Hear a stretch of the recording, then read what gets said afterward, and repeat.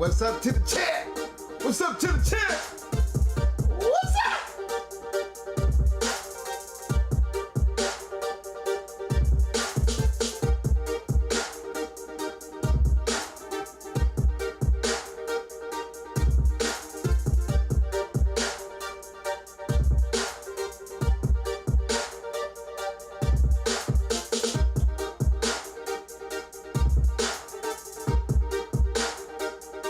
614 Trick, what's up, fam? Yeah, man. What's up, fam? Lefty, what's up, fam?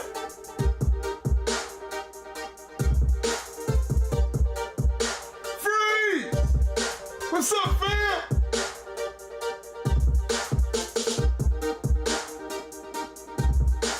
Markeith, what's up, fam? Come get your hardware, fam! Dreadlock, what's up, fam?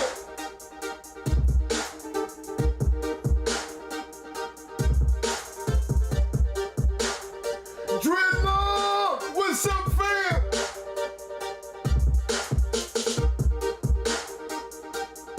Hardy Dogs, Pennsylvania's in the house! What's up, fam?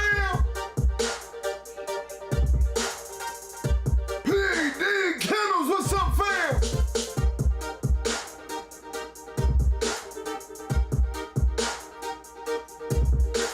Thomas! Yo, Thomas, what's up, fam? Welcome back, fam! Vinny! Yo, Vinny! What's up, baby?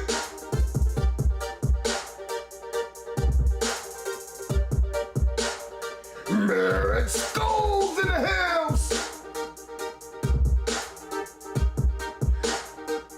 Todd Georgia boy, what's up, fam? Walnut PA representatives in the house! Yo, Rubber City, what's up, fam?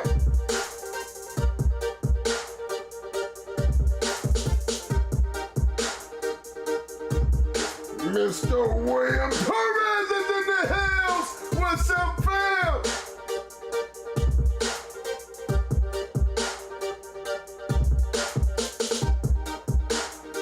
Big Don P228! What's up, fam?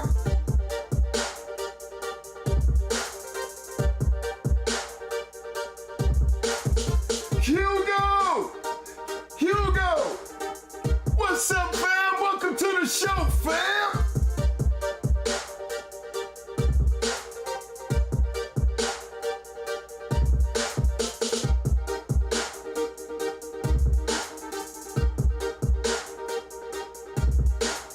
Garland Midgets in the house! What's up, fam? Say Rich! Yo, say Rich! What's up, fam?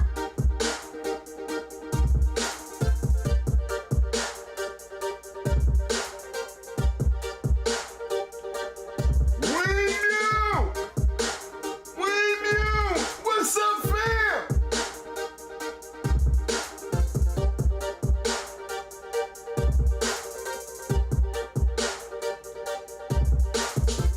Thomas, get your hardware in, fam.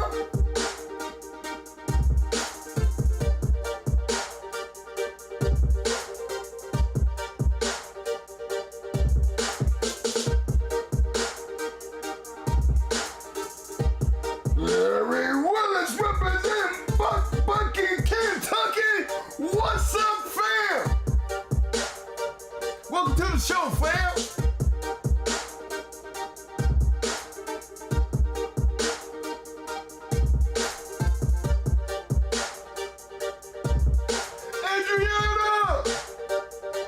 Adriana from Malta. Pick up your hardware, fam.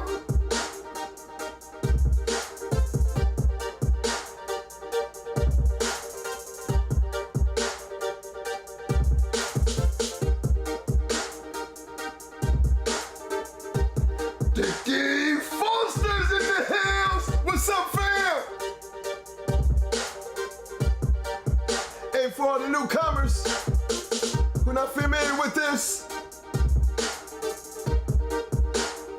the way to get your hardware is just to show up, participate in the chat,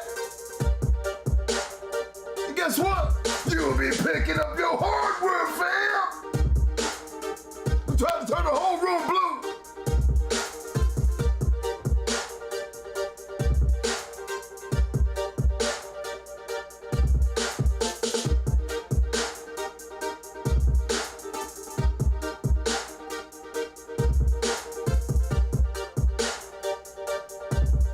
Y'all know we down here finna deal with this hurricane madness down here in Florida.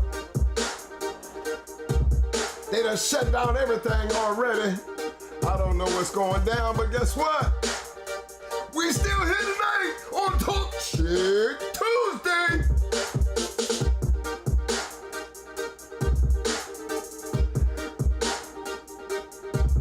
Ryan's in the house. What's up, fam? JG, what's up, fam?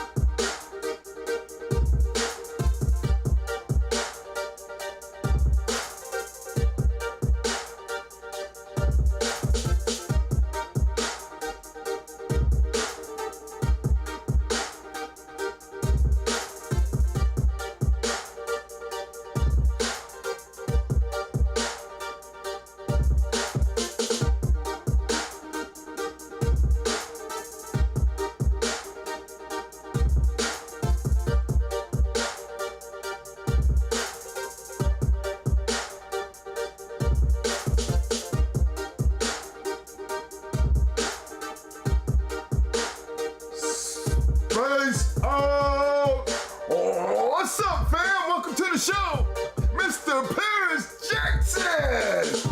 What's up, fam?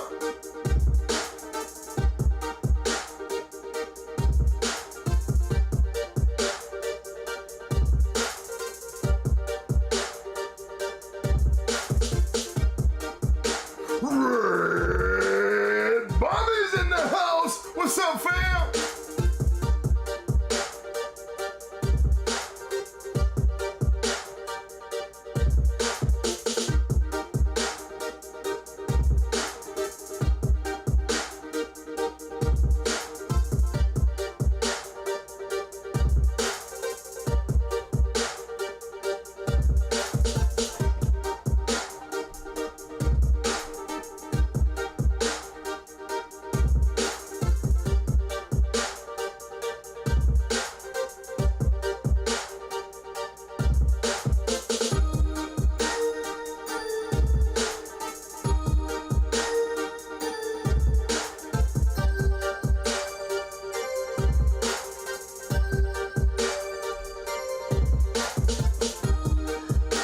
Red Boy Rascal's in the house. What's up, fam?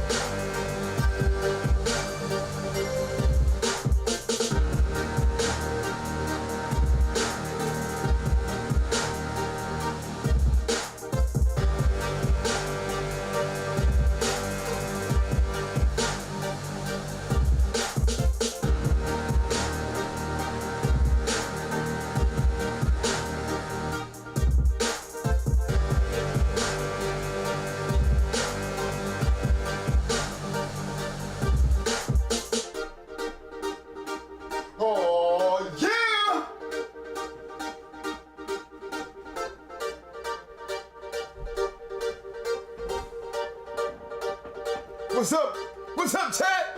What's up, chat?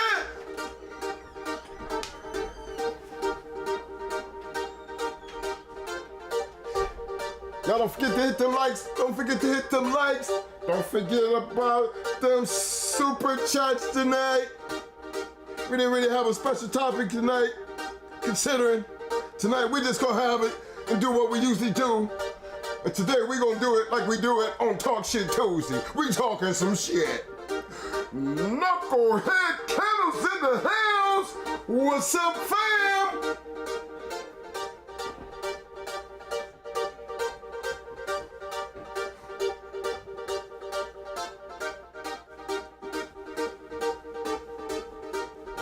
Let's get it!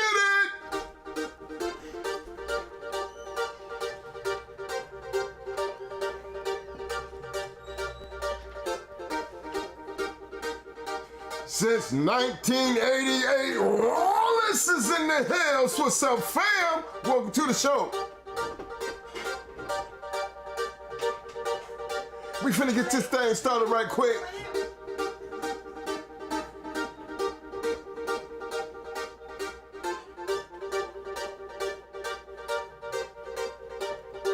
It's funny tonight, man, because people are boarding up their windows and everything. I spent all day, fellas, believe it or not, setting up generators. And I be damn, I'll be running around here, man, without no damn lights, man. Happened to me one time, I said, forget it. It'll never happen again. Not here.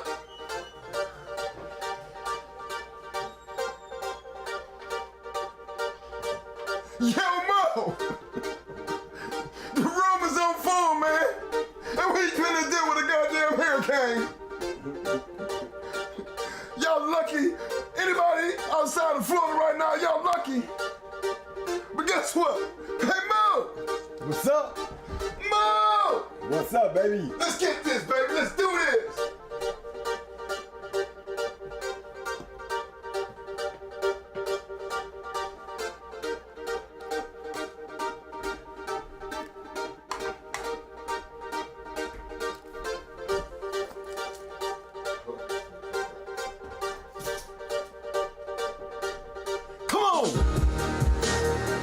Oh,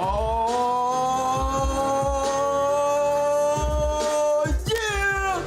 What's up, y'all? That's right. I'm in the motherfucking house. Come on.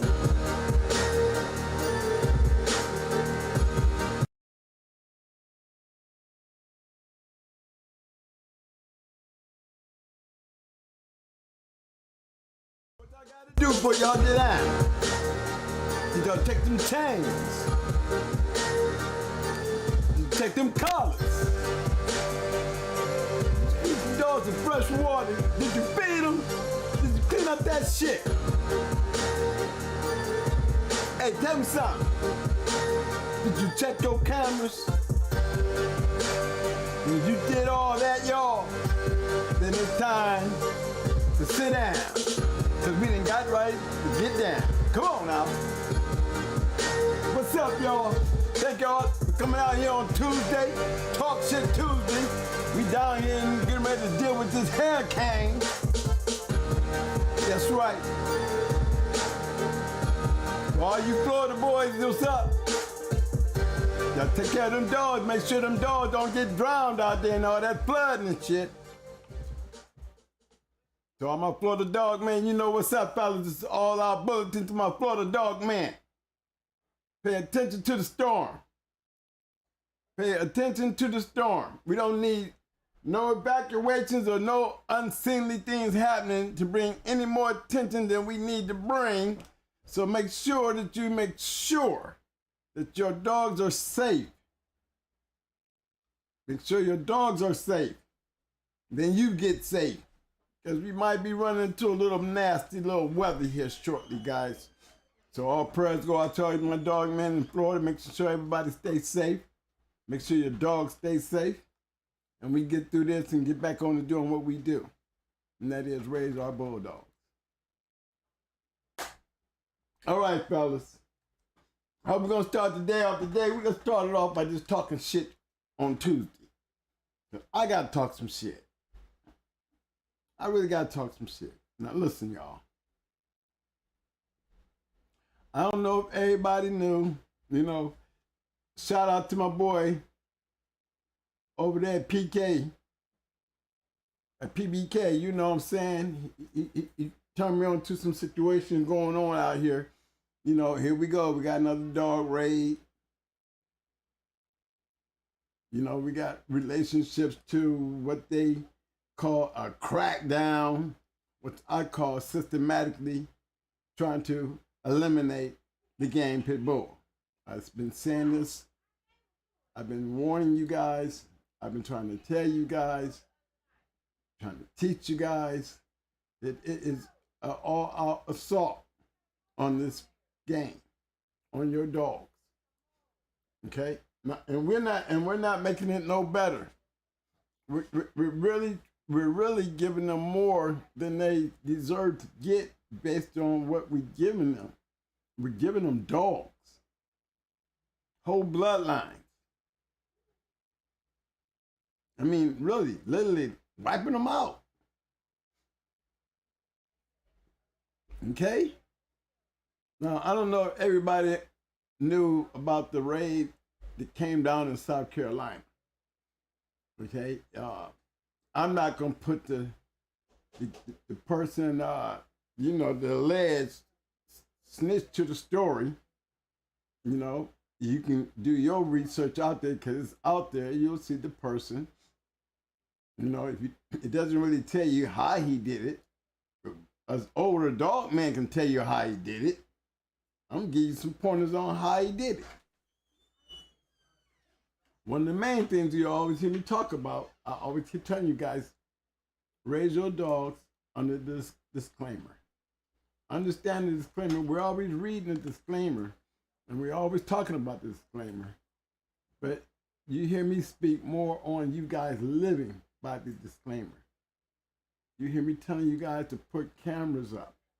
You hear me guys telling you what you can let them do and what they can't do. You know what I'm saying?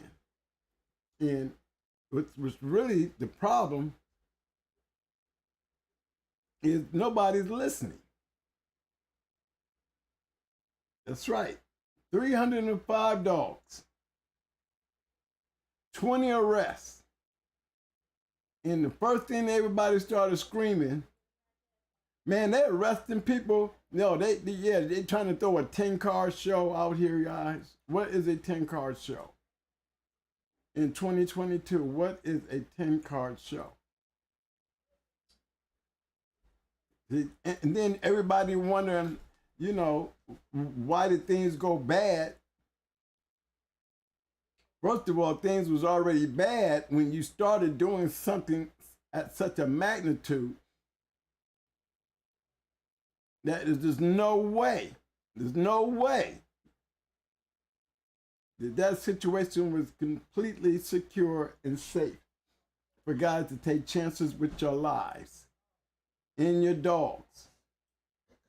That was the first part, you see. That was the first part. Okay?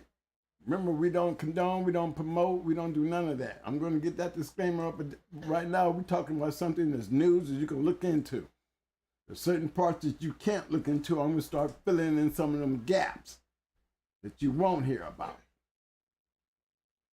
And some of them gaps were basically, it was already jammed up from the start. When you guys come out here on these chat rooms, and you guys get around here in these different podcasts, and you start feeling to the point where you just want more than just feeding your animal.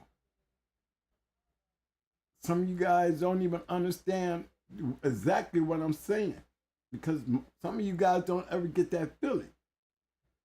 But that irrelevance, to be relevant, bounce around and try to be, you know, something that you truly are not. I said, that's MO for trouble. Keep trying to tell y'all that. Well, y'all so quick to listen to anything that somebody tell you. Now, this is how the snitch got in. The same old game they played on Mr. Hargrove to get him jammed up. The same old thing. You got a loose guy walking around here pretending to be a dog man. Make a little sense. Sound admiring to all you guys. And then y'all just start opening up to this stranger that makes sense. Really don't have nothing to show for how well he's making sense.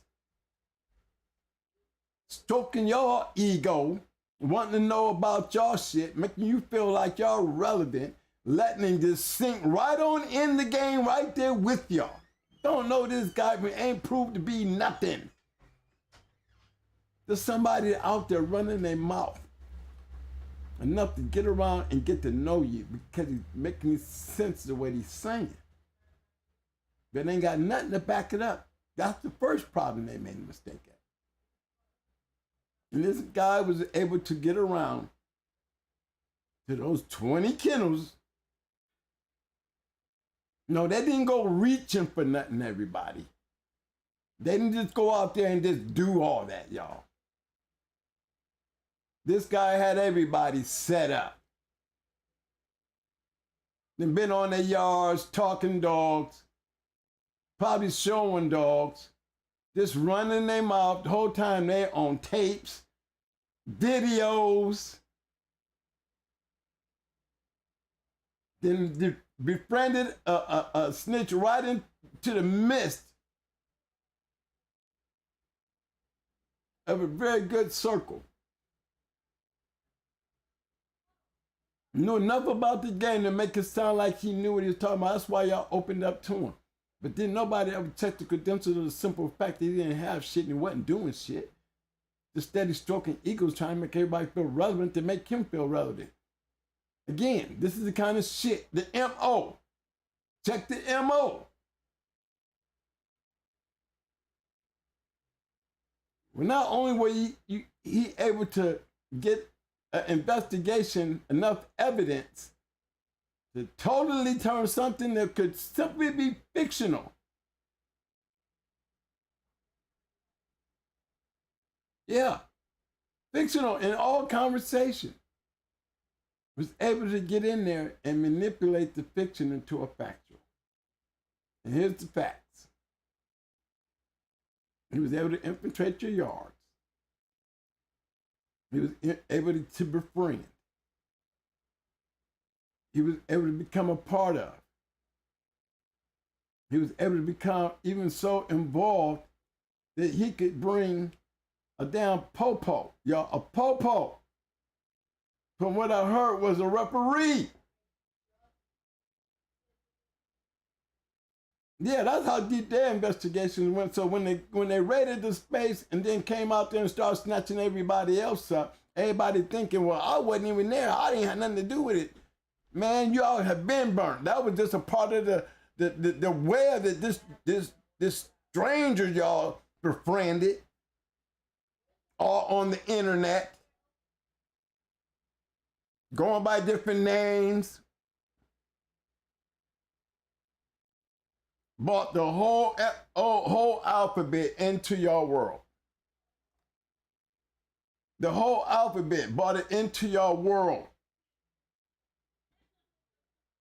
The second time they have been able to infiltrate something that's supposed to be so far underground that should never even be happening. Period. That they can become part of this.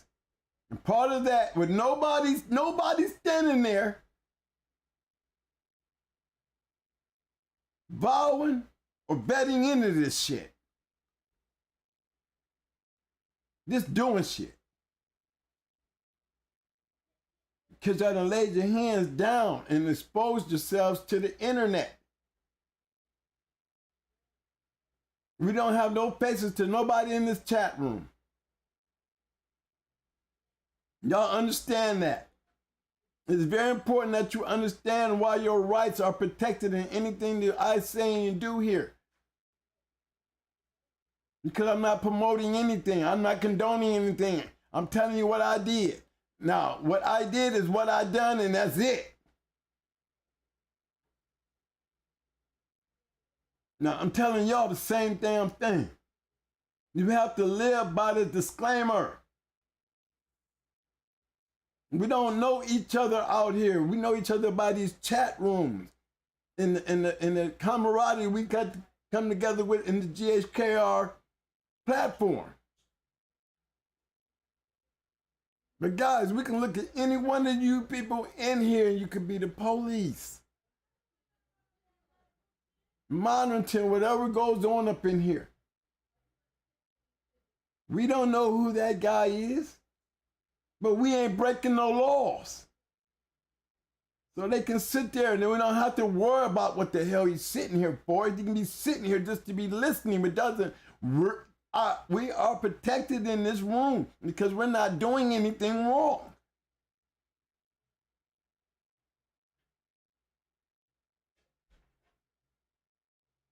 Because I do this show with the pure understanding of what that disclaimer says. What we say and do on here don't mean shit. Don't make us anything. It don't mean we doing anything.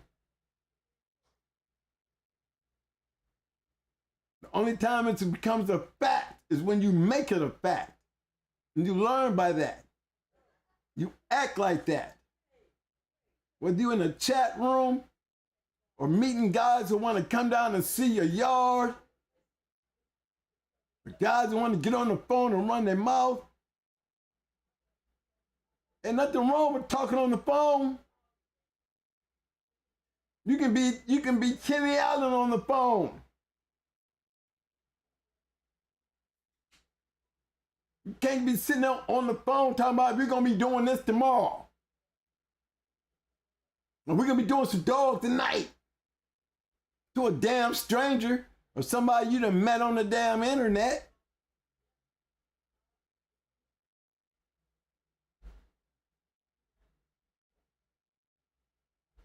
Are y'all paying attention here, y'all? That's twice. South Carolina took a hit. Nobody can maintain the historical future of these dogs if you're taking out all the gameness. They're systematically doing it. And I keep telling you guys. And we're making it easy for them to do it because ain't none of you guys listening. You know I'm out. I done done my thing. It's good to listen to the shit that we said we did at the past. But guys, they was tearing our asses up then. Whole bloodlines, whole kennel, everything that they work for, Gator Boys, a lot. I mean, they're out there. There's many great kennels whose lines and what they were trying to do has stopped. Whether it be from outside sources in their lives that brought the trouble in, it's just when the trouble comes, it takes a lot of people that really gets caught up in that web based on one person's act. And bringing the common camaraderie that we all share into a space that we're all at risk.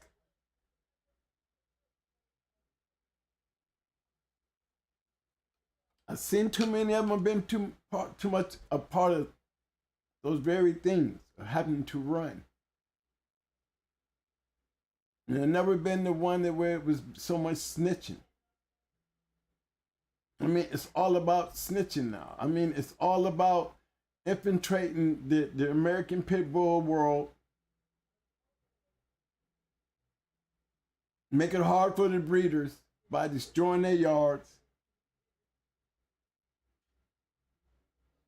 Exactly what they're doing. And at the same time, sit around the internet and suck up information and just wait for the dumb fish to come by because there's always a biter out there. There's always one that want to bite the bait. Be that main one that starts the investigation and then all that prying around and all that conversation, the befriending, You're steady dragging people into a web that they have no idea what's going to happen. Guys that got jammed up, them 20 people, had no idea about what went on the other night. And couldn't understand why they was hitting their yard and taking their dogs. Well, because, buddy, don't look at the other night as being the problem. You already had a problem before the other night. As a matter of fact, that other night, you're part of that, even whether you were there or not, because you're part of that investigation. And this is what happened to these guys. Okay? 305 dogs. Think about that. 305 South Carolina Bulldogs.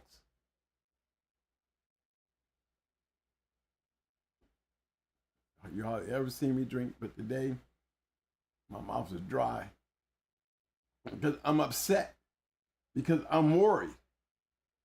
I'm worried about the conditioning of, you know, we have to open our eyes and see what it is here going on. And for the world of me, somebody explain this to me. A 10-carter.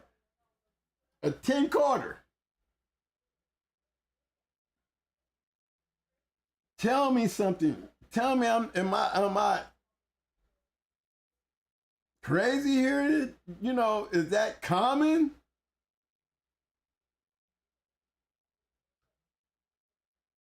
I think they snagged up 80 out of there. Out of about 300, and then I no telling how many cars got confiscated. You don't even hear that on the news. No, you don't even hear that story. Wonder why. Yeah, all that's a one old pie there. Not no piece of a pie. That's the whole pie.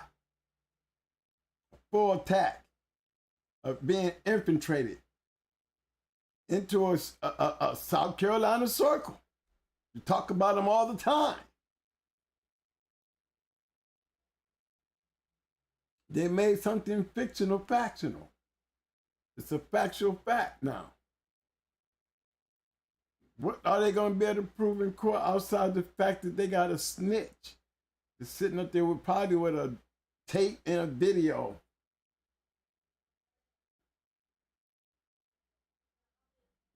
I mean, they it's out there for you guys to go see go see for yourself. I ain't gonna put him up.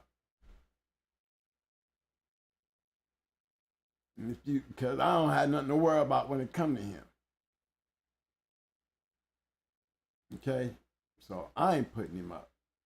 But do your due diligence, gentlemen, ladies, doggers. Do your due diligence and get it.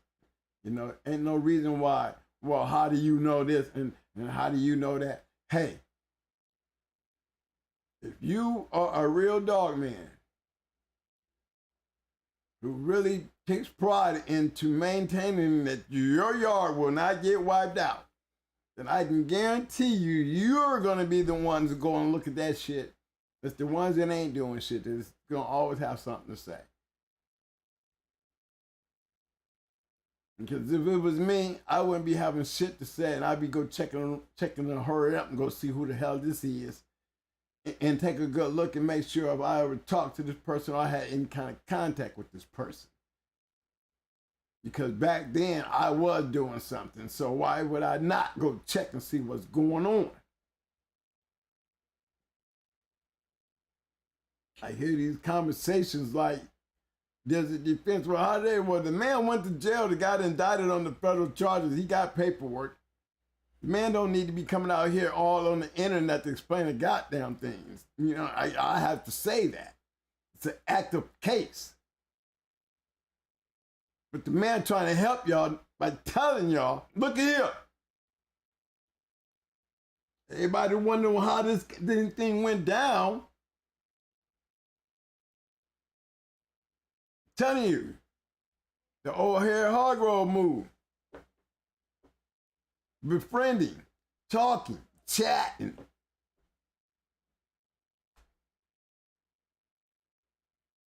and just moved around and made a nice web and got 305 dogs taken. Damn near a 10-car show rated. I think they got through 3 of them. I heard one of them was a referee, was the police. That's how infiltrated they were. So, you know, we talk about the future. And, you know,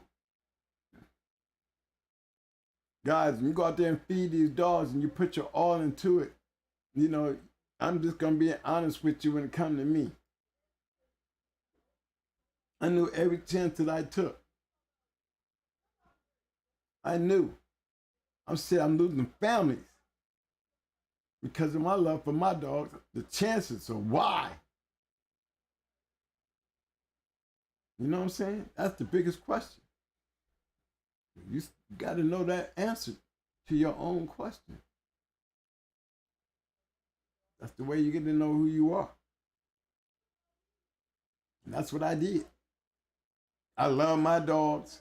I love my gladiators. You know, maybe I got a PTSD problem like they said from being a Marine, okay? I've lived with that, and I feel like that because that's how I looked at my yard. That's how I work my dogs. I believe in what the Marine Corps did for me, that I can do it for my dogs, and I gave that kind of effort and that kind of discipline regardless of what consequences or what chances there was out there to take, I took. And when it came down to me having to face my own decisions, I stood up and shut up. That's all you got to do. Just shut up. You talk, you're going to get yourself in trouble. Just don't say nothing. You come to your yard, don't got to answer all that shit. Don't say nothing. Have your shit in order. Have your cameras up. Have your fences up. Stand up, guys, and save your shit. Now, I speak for the dog men who have dogs. We talk by the disclaimer. So this conversation is for everybody. Understand the conversation. All right? So I'm ready to move on off of that. But that's a disappointing, it's a very disappointing thing to see 20 guys and 305 dogs on one snitch ass wannabe that y'all let in because he sound good. Sound like he talking about, acting like he know what he doing. Making y'all feel like y'all all that. Then befriended him. And just brought him right on in. I keep telling y'all, it's the MO. It's the MO. When you dealing with one that got all that knowledge and they got shit to prove with it, I'm gonna put it like this, you gonna break the crime before I tell you any damn thing. Because you came to me. They want to come in here and referee matches and act like they dog meaning. And y'all can't tell? They be rolling dogs every damn day over here with me, and we all go to court for this shit. Yeah, y'all just explaining to me y'all wanted me that bad, y'all ready to roll a dog with me every day, then come on. They just as bad as me. What the hell am I supposed to do with that?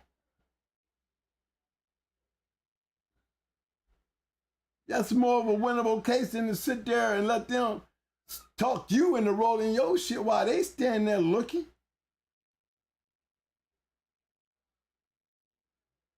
Most of the time, they don't be having shit. I got this line, and I'm just working on it. Still young, so they don't have to do nothing. That's the first question mark you put over his head and wonder why you standing there.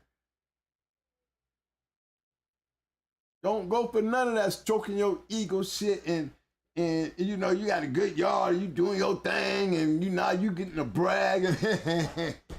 Yeah. Guarantee you that's how 20 of those kennels got cases. All on Facebook. The dude got a name on Facebook. Got 2 different names on Facebook, y'all. Y'all can find this cat.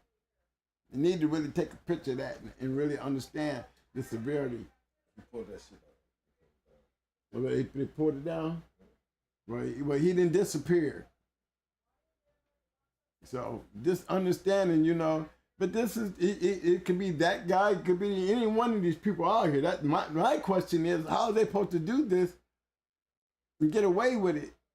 And I'm telling you why. It is social media. A lot of you guys keep on hollering y'all private and y'all don't do no internet shit. And that is true. But it is more of the attention that you bring, because for some odd reason, guys, there's just no reason to be wanting to be anything known above ground and everything known underground. Because if you don't know you underground and you don't know who's next to you underground, then y'all let anybody in underground.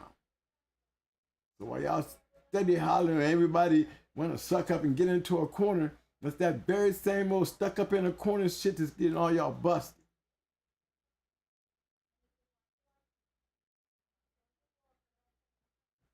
You need a body. And the body needs to be vetted properly. Bottom line. Now, yeah, I wanted to talk about, you know, we got that hurricane down here in Florida. You know, I heard people was like, you know what? You might as well say there's even dogs out there named Hurricane. Anything related to a hurricane. I'm going to tell you, now, you know, I don't deal with nothing but champions and grand champions and all that shit when we talk about dogs anyway. Because those are dogs that represent our, you know, the attributes of what this game consisted of for so many years, right? Okay, so I did me a search, and I went looking for a hurricane kind of dog, you know? Anybody got any other names, like, you know, a particular dog got a hurricane name? I'm going straight with the hurricane. That's what I'm doing, though. Let's go pull him up. I think his name was Hurricane Hugo. I think that's what his name was.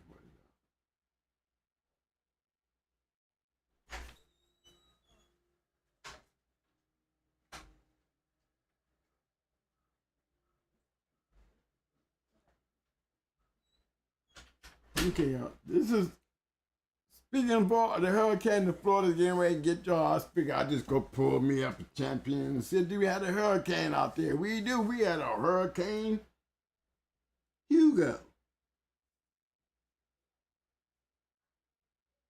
That's Grand Champion Hurricane Hugo.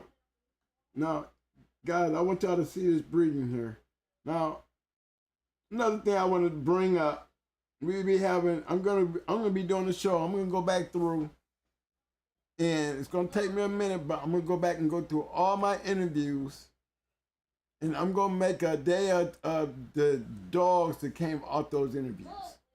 I'm just gonna make it like me my whole little sporting dog show, and we're gonna go back through all these great kennels that we didn't had on the show, and we're gonna put this is gonna be a show of all of them and their dogs, so y'all can understand.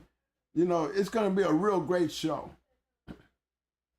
Because one of the things that's going to really stand out, like this dog right here.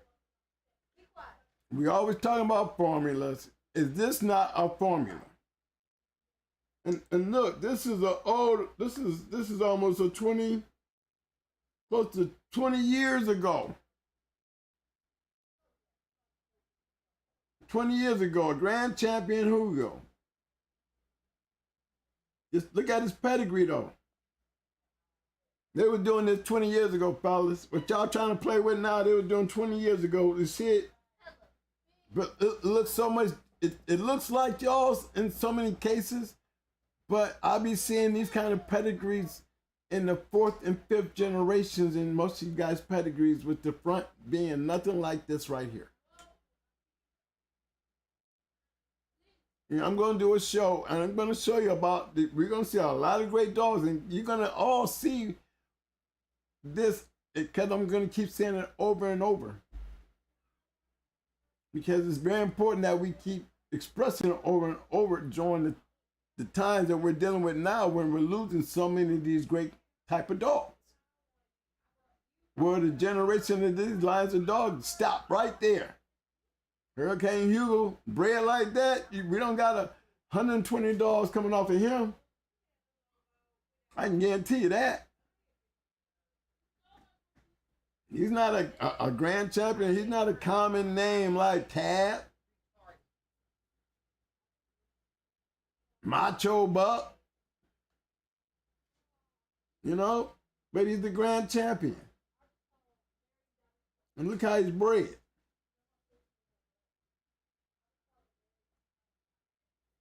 The Yellow John Jeep Cross.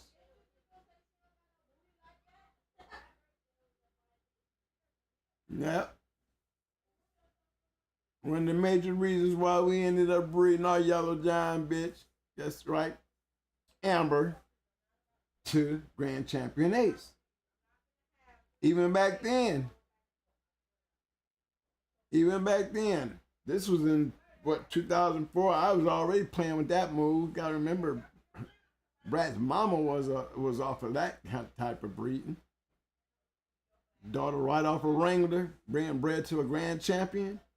A son of a litter mate to Jeep. Yeah, I was on it back then too.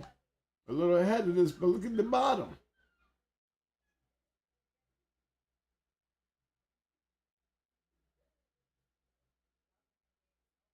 You got Red Boy crossing into Rascal. Rascal Jr. on top of that. You know, look, you gotta check that out.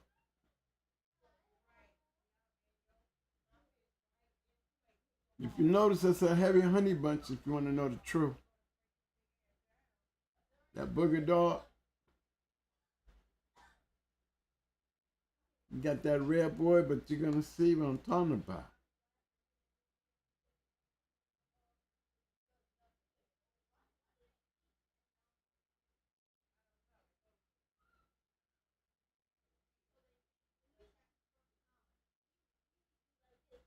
Y'all don't know, do I need, let me go back a little far. I'm gonna go right here so y'all can really catch my point. We see the honey bunch here, but you'll see you got the Red Boy, that ate the Red Boy, but all this right here. This is what I need to show you.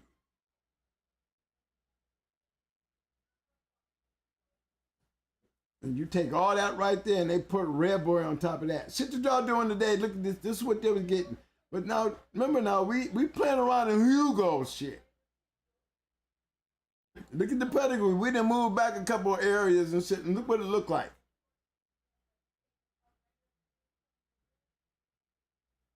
And I can go back and move forward, and it's gonna keep on looking like this all the way back to Hugo. These are not the type of pedigrees you guys are sending me now. So they're concerned that when I say things like that I'm offending anybody. I ain't trying to offend anybody. I'm just trying to point out some shit. I just keep telling you guys, you know, I'm just being honest. And this is just one dog. That's just Barney. Go back to where Barney was. That's Barney right there. It's a brother-sister breeding. Look. And then they put Red Boy on top of that right there, y'all. I said, well, I said she was. If you're a heavy honey bunch, you're going to be a heavy damn bully son dog.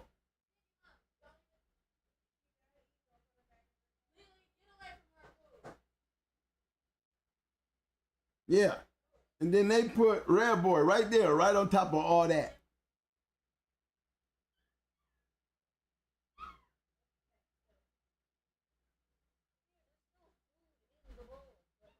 Will we be dealing with this pedigree right now if it wasn't Grand Champion Hugo? I don't think so.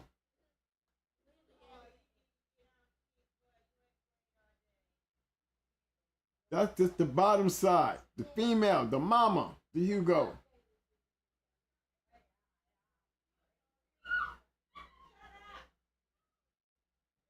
And be one out. There's the out. A champion right off a rare boy.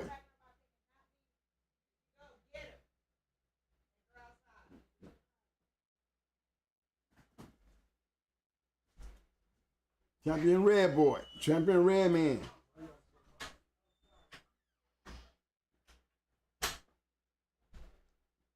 Nice breedings though, right? I mean, I just wanted to point this out since we're dealing with a hurricane down here in Florida. I figured I could just go ahead and grab this pedigree and show you some shit with the hurricane dog. Just wanted to point them out.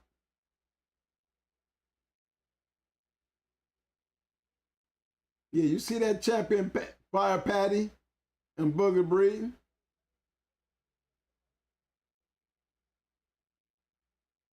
Kamikaze Kennels, grand champion.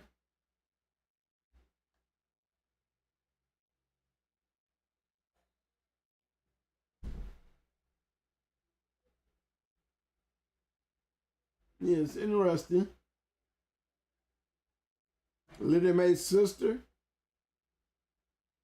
registered married.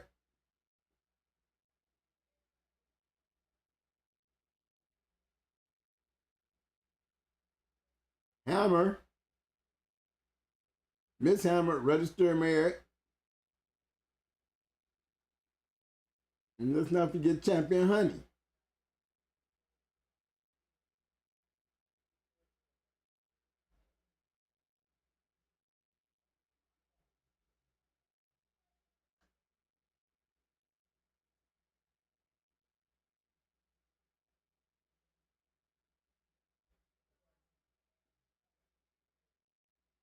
Now I'm gonna go over here to this one right here and show you basically the same thing that I saw at the bottom there, right?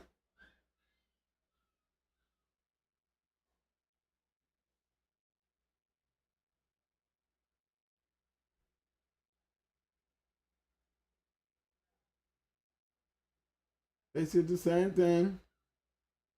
Heavy Jeep. You know what's gonna take us back to Honey Bunch. She's Little May's sister right here. Another brother-sister breeding, right? Now look.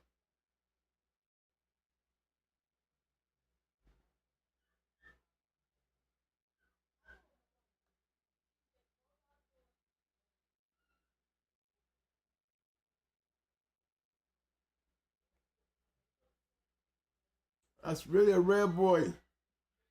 Jocko Cross.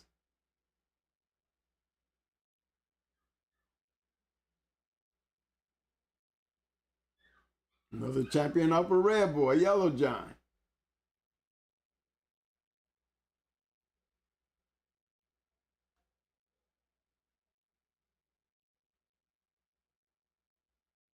Crosses that come out and work during the history, guys.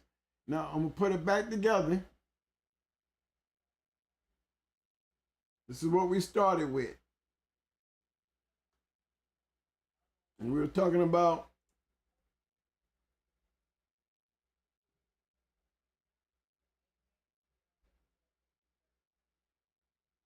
we started with Hurricane Hugo.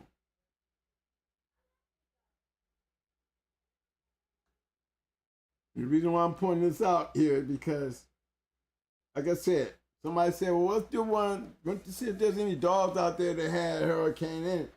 Okay, this is a great example of a great dog right here. And I remember Kamikaze Kennels back in the day. Jimmy Choo, what's up? Shout out, thank you for coming. Anytime come in the room, it's always a privilege, pleasure. Jimmy Choo, thank you. Fat Bill, what's up, bro? Bolero! Woohoo! What's up, my friend? Yeah, you see what I'm doing with this pedigree here? It's hurricane night, so I threw me some hurricane shit up there, and look what we ran into. That's some good breeding there, y'all. Forgot about this one. Now he's part of my thing. That when I bring up these shows that all the champions and that we've actually brought through here and put on pedigree, I'm gonna just do one show with all of them with the interviews and the great dogs that we have had. And you're gonna remember the time that I was talking about the formulas and things like that, and the way I pushed the formulas, and I always talked about the pedigrees online. You know, y'all guys got to come together and fix the pedigrees online where we can look at these things and start understanding them again.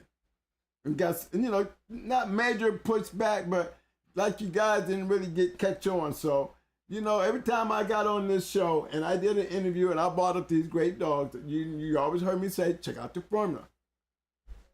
And guys, y'all gonna be really shocked when we go back through there and go back to the Going Hard Reload review. Yeah, when we do a show on the review of actually the dogs of these great kennels, and not just the kennels themselves, but their dogs now. And we're just gonna go back to them pedigrees again. And I'm gonna tell you something, fellas. Every one of these dogs that I've ever seen on this show were bred like this shit here. Great breedings. Not necessarily the exact same things and shit, but they were all bred great. Okay,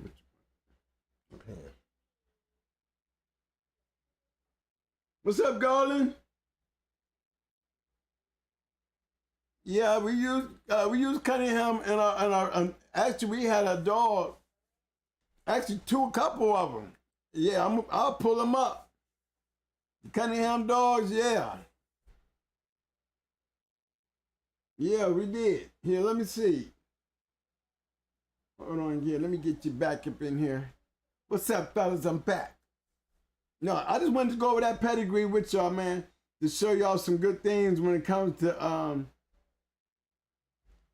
when it came to getting these dogs and looking how they bred, and then looking at them from back here, up here, up here, up here.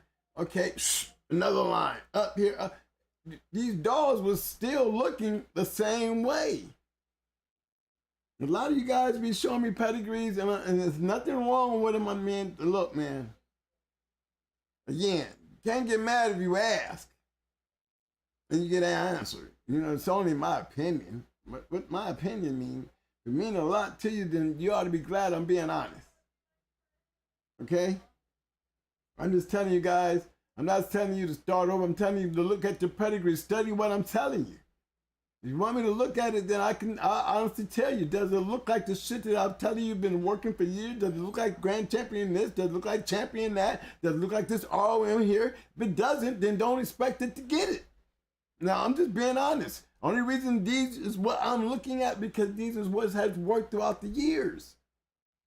Every blue moon you might come through there, but the majority of this shit, I'm getting ready to do a show and prove it to you. And not one of these shows, it doesn't have anything to do with being biased. You know, Fat Bill, you right here, you sitting in the audience right now.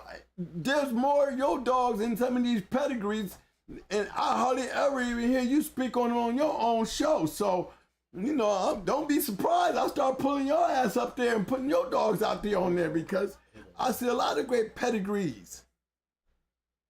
I see your name all in them, man.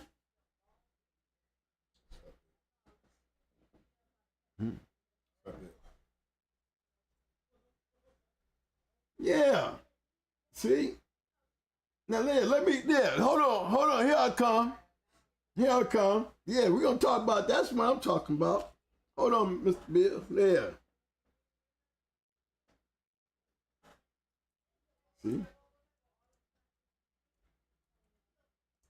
That's what I'm talking about, because here's another point. You see how this shit's spread? I'm getting ahead of myself here. Let me get y'all guys involved.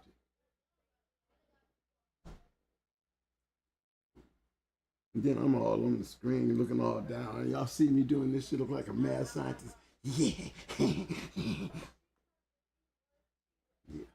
Yeah, that got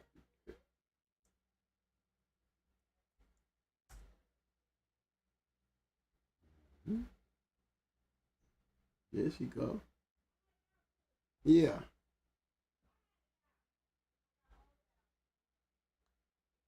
So that's the one. Yeah. Okay. Now, y'all, I was just talking about that, and I was talking about Fat Bill. Look what Fat Bill did for me. Thank you, Fat Bill. Here's another proof to what I was saying to you guys about formulas. Okay? This dog right here, Fat Bill's Mallory.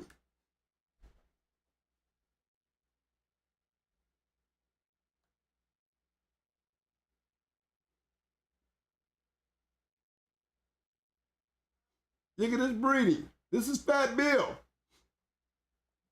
Look what he's doing. There's a formula of what he's doing here. I'm just trying to make a point. The shit is not all scattered all over the place. And you see confirmation of what I'm seeing, what I've been saying. Thank you, Fat Bill. I'm glad you did this because I said I was going to go start pulling on your shit. I see a lot of your shit out here. Bred just like this, guys.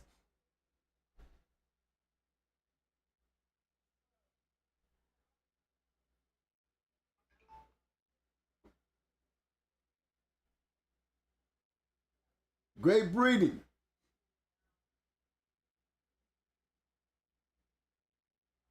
See, that Bill was on to something. He got too many dogs right off of China, man. Come on, y'all. Y'all wish y'all had that shit.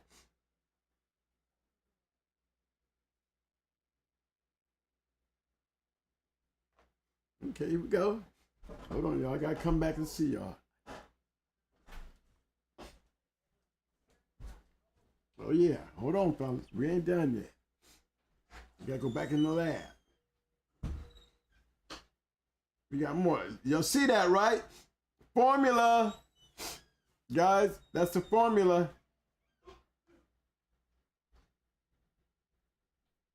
There go the Great Bolero. Woohoo! There she go right there.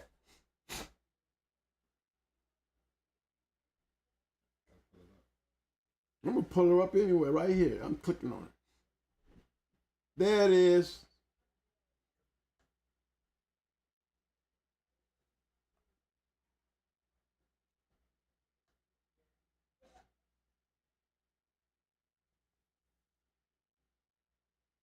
That's Champion Bolero, guys. Again, formula. There's a formula. He's doing shit to get shit.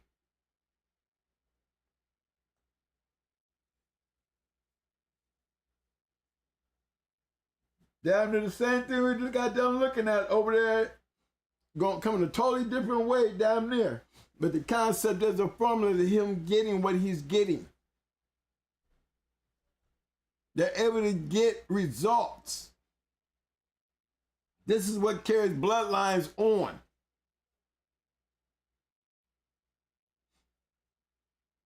Accolades, good breedings, the finishing result. Don't leave nothing lacking.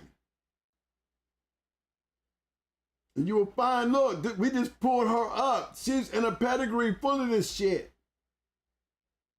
That was just her down here. There's a whole pedigree of this. This is a formula, guys. This is what I be constantly pushing. I mean, y'all act like y'all be listening, but when y'all send me your pedigrees, I be wondering, no, you're not listening. Here's another one just got ready to gonna fall into that show. Then when I start putting up all these great dogs that we didn't have these shows on, and talking about the formula, here's another fact to be made. Fat Bill, thanks, man. Because you can't make it no clearer. Here is a breeder right here in the house who's definitely a hunter.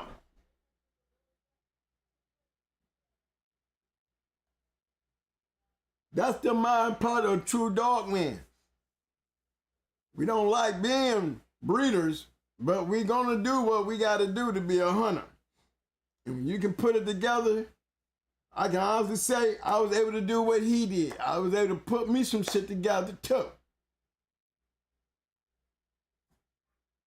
And believe me, he's been doing it way longer than me. I just caught on.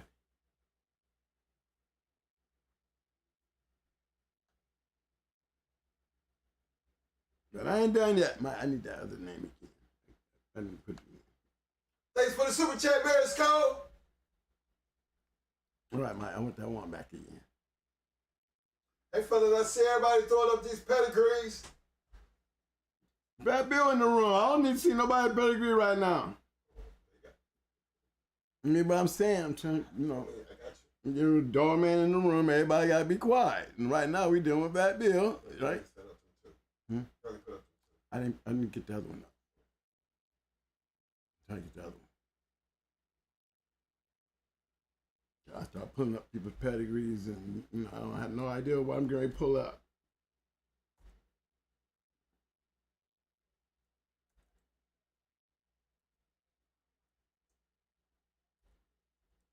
I think it was Fat Bill's Rain. Was it? You don't know? I didn't have a hat pull up.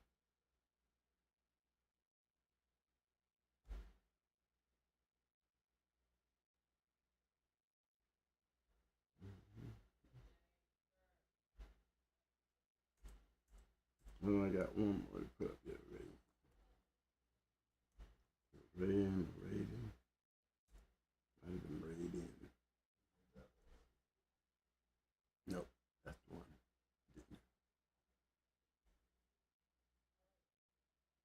It's Raiden. Remember I jumped to Bolero before I left? I went to him. I didn't even make it through.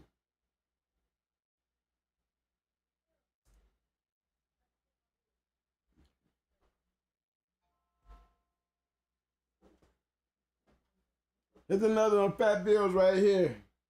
Fat Bill's Raiden. 50 pounds on the chin, another brindle dog. Let's see how he bred.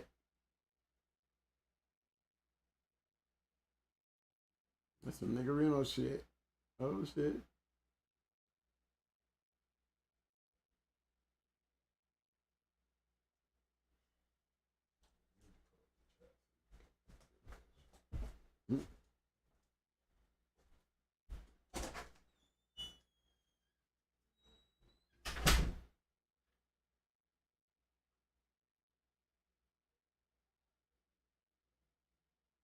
See the breeding, right? Nice breeding.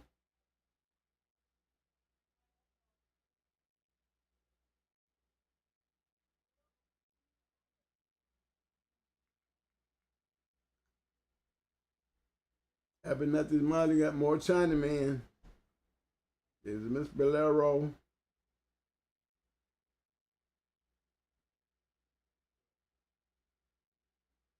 Crossing that niggerino. That's a nice cross.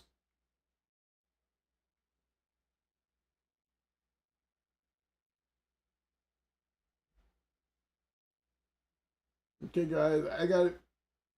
Mike saying y'all throwing up pedigrees. No, I feel. I'm trying to go in and see what's up with them. So give me a minute here. Let me see what's happening.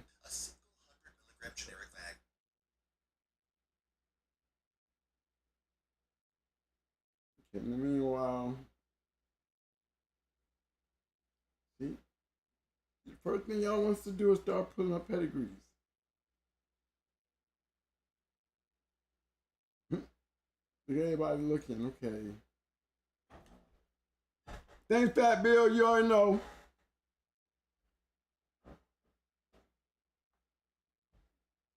I was just trying to explain to him, Fat Bill, about the, you know, the formula. You know, that's what I call it. A great breeding produce great dogs. You know, and I'm just not seeing it. You know, I see some great crosses going on out there, but you know what I'm saying. A lot of you older guys know what I'm saying. The preservation is on a down slope. Not saying that we're taking away from the dogs, it's just the number and the quality is going down because everybody's breeding to the papers. You know? I mean, we don't have a connection of our own network that's not been tainted. So it's going to be really hard to continue doing what we have seen these dogs of the past do. I just can't see it happening. That's all.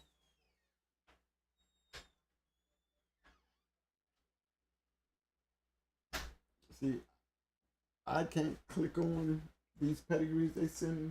No. Because there's no way for me to click on them. No.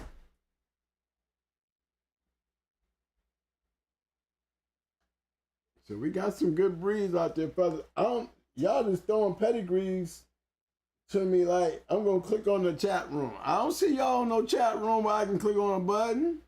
I ain't sitting nowhere on here where I can just click a button. Fellas, you need to do the super chat so we can monitor some of these pedigrees. If you want me to pull them up, make them easy for me to find. Right. I can't keep clicking through them because I can pull them up, but he can't see them. So I got to give him what I want him to see. So help me out here so we can get everybody involved. Okay, y'all, we start off tonight again for my Florida boys, my Florida peoples. You know, that's our salute to the Florida people, you know, going out here putting on Hurricane Hugo, you know, and thanks, Bill, for that input on the dogs, because my point was we just clicked on this dog just because it was a hurricane. And it just so happened to be a grand champion worth talking about. And when I pull these dogs up and see these kind of breedings, you know what I'm saying? And I'm so quick to bring it to the show, not only to show you back then, look at this pedigree. You can tell they wasn't abusing pairs online back then. It looks so much cleaner and neater. I can go through a lot of these dogs, guys, from our past shows, and this is how it was. This is not how it is now.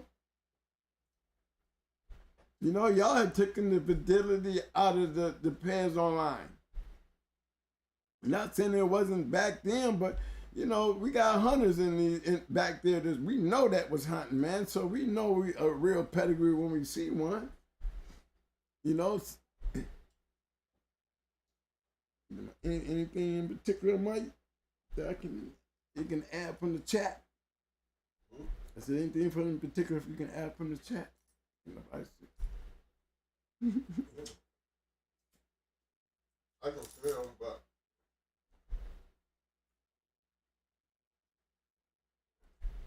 I'm just riding on Hurricane Hugo because of the hurricane, guys. Hoping all my guys in Florida getting y'all stuff together, man. There's gonna be some low line, guys. Just because we in Tampa don't mean that Orlando and Kissimmee and all you guys is coming straight across the Florida at a northward strike. So, you know, I done seen too many times, man. I done went out there, man, and found drowned dogs when we was in the Carolinas. You would never believe it, but it's true. I done seen dogs in the woods, y'all, drowning. That shit that went underwater with dogs on stakes and shit. So my people, make sure your dogs are secure. Make sure they're safe.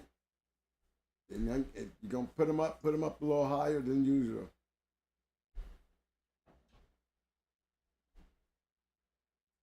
Okay, Mike. What's the next topic we're gonna talk about, man? You got anybody else out there want to talk about something? Let's talk about something. Kennels had, let me see.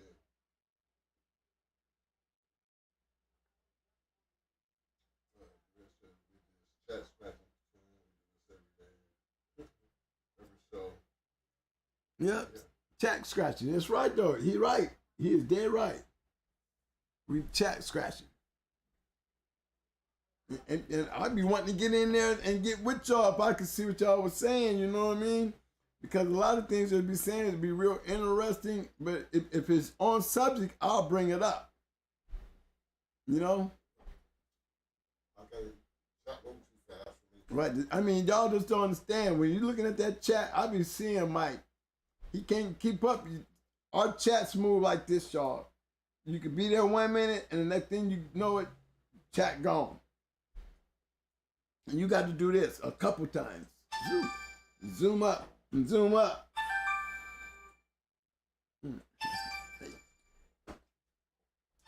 You know what I'm saying? You got to zoom up, you know what I'm saying? So, you know, you got to look out and understand, guys, that thing gets pretty rough. You know what I'm saying? So, it's hard to keep up when you can't get it, you know. Hey, when we get a mic? I missed it. Hold on. How do I get back to it? I'll get it for you. Hold on. I think it's sitting right here. Mm-hmm.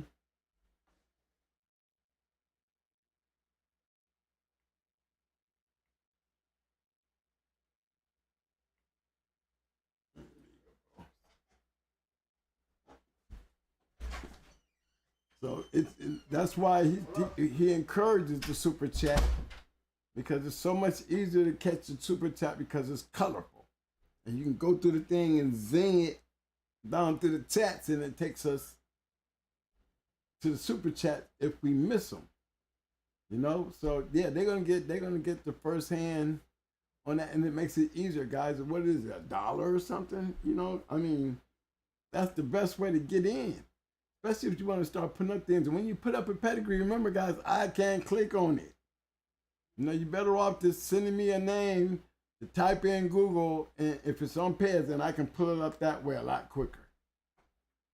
You know, don't send me a number.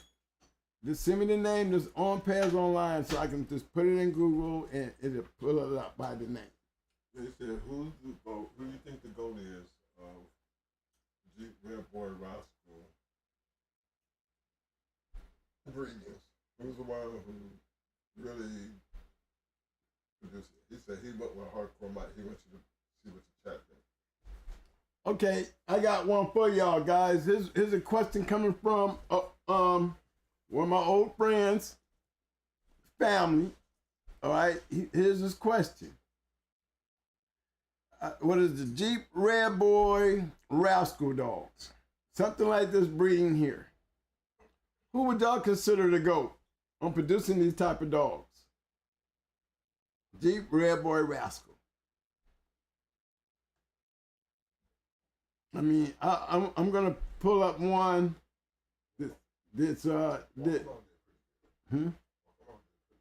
Well, they weren't rascal though. They was just yellow. They was just yellow down. It was heavy yellow. Okay. Let me see if I can get one, y'all. Okay, here's what he says. Let me see if I can just get a couple of them up. Okay. So many to pick from. You ever see Bullet go? Yeah, that's Right behind. Right? Yeah. Bloodsport, Mike. Bloodsport. BB Buckshot said, twin, did you ever see Champion Bullet go? BB Buckshot. Yep. I saw Mr. Oh. Yeah, man. You know, Bloodsport is from my home spot. I didn't see him when he beat for his championship, but I think I seen him in 1 and 2. But that's Bloodsport. He was a bad dog. He was great to me. Yeah, he was a good one. No, his championship match in the Fat Bill I heard was a good one. But Bullet he proved that he was what he said he was. You know how it is with us. You know, up in our area, we had an opportunity to go into a lot of great dog men. And the only reason we was able to go into these great dog men because we had great dogs. So my shout out to my homeboy, Bloodsport and Bullet, because Bullet was every bit the great dog. You know, he should have been a grand champion. Could have been a grand champion. That's just like Miles Davis. He could have been a grand champion. He didn't even make it champion. But, you know, it's the competition that these dogs endured. You know, when you're running into great dogs, you know, it could be in your best night. But it could be your worst night because it's an ending night. You know, like me going 3 hours and 17 minutes, knowing this dog could have whooped a whole lot of champions. But his career stopped right there. Shit happens. You know, don't take away from the dog. What it does, it gives you the impact of the competition. We have winners and we have losers, but it's the competition that makes the stories, guys. Jimmy Choo said, who's the creator of the Jeep Red Boy Yellow Rascal? Well, who's the GOAT? Who is the GOAT? Tell you who my GOAT is. I've always said it from the beginning, and I'm going to say it to the end. My GOAT is Hardcore Kennels. This kid, no. Yeah. I wasn't kidding. Hardcore Kennels. Bozak, Red Man. The man came up with his own line. It wasn't even his own line. It was just, the chemistry on how he did it. I mean, there's just so many dogs to pick from. I'm going to go to one that I bred. I bred to this one.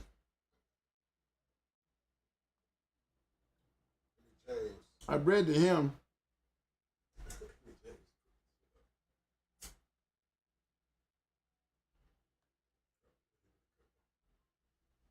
It's Champion Bozak, Hardcore Champion Bozak.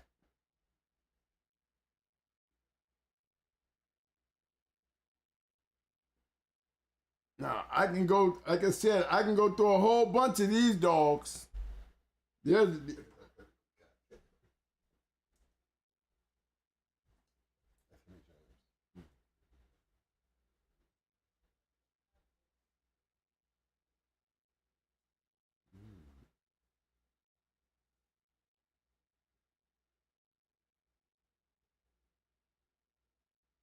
Hardcore Kennels.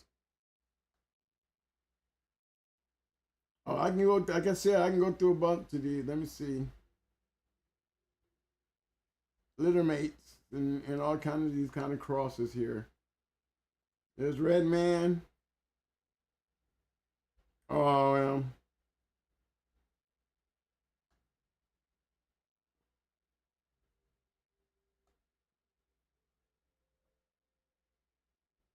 yeah, I would have to give it to the Hardcore Kennels too.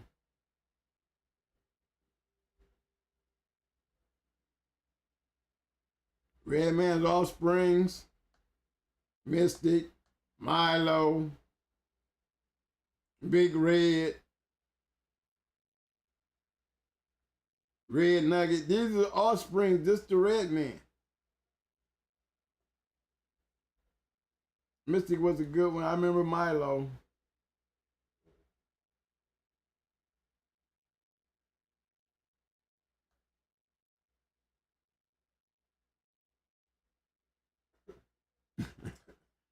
I'm talking about chemistry. When I say formulas, this is what you call formulas.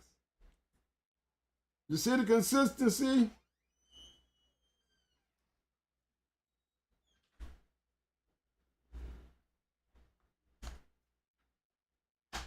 He had a bunch of these, y'all. I mean, the man had a whole yard of this shit. Look, this is Milo. This is Misty. Dog of the Year, 9 Millie. Everybody know Grand Champion 9 Millie. Champion Stickman. There go Champion Bozak. Bojack, not Bozak, Bojack.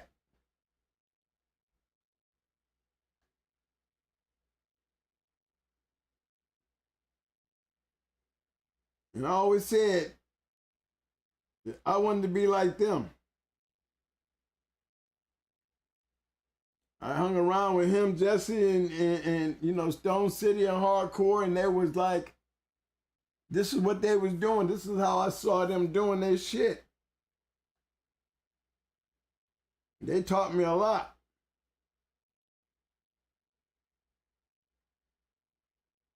They taught me how to breed my shit. But watching what they was doing, because one thing that we can perfectly see here, y'all, these is match dogs.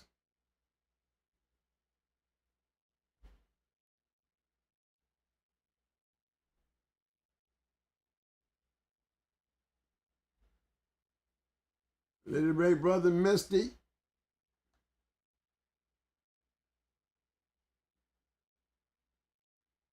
You see that Pepsi? They got that Poncho dog again. They got that Jeep Cross. Yeah, you saw that. We saw that earlier. And then we in Hugo.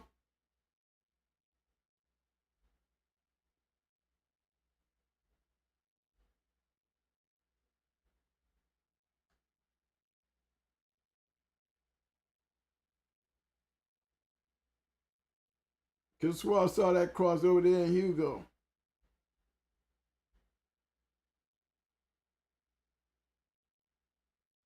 But these are hardcore dogs, man. You see a lot of registered mares. You see a grand champion. 9 Milli definitely was his first grand champion. But he had a lot of champions, but 9 Milli, she was deserving.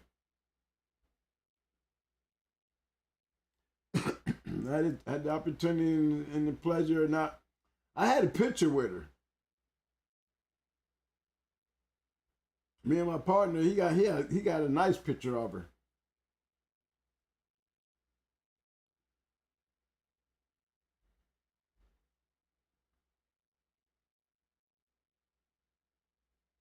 Little Patchy Red off of Pepsi. You got the Clan Bar Boys with Nugget, Red Nugget.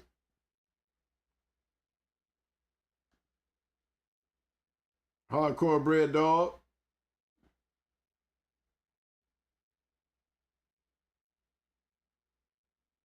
Take that shit and breed it back into that Red Boy and still getting shit. Jeep Rascal Red Boy.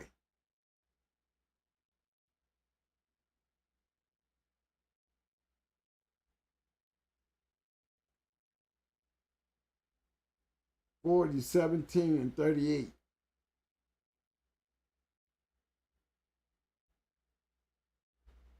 You know she wasn't playing. They don't be playing either. I really wasn't nothing to play with. She didn't have much of nothing in her mouth.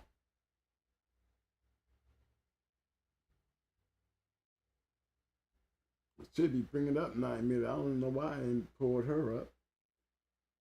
Hold on, guys. Let me see here. Let me see if I can find 9 Milli. I know she's in here somewhere here. First of all, let me go pull her back up.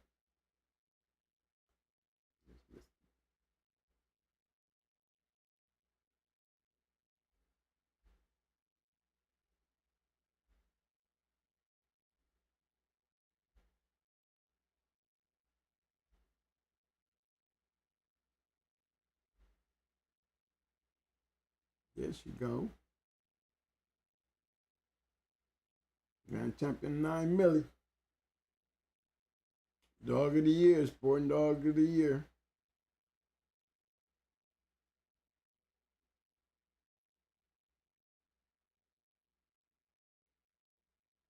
That Jeep Rascal Red Boy shit.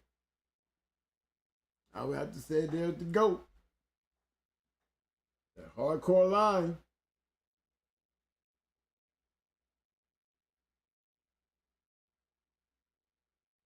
When you say Jeep Red Boy Rascal, I would have to say you better be saying hardcore.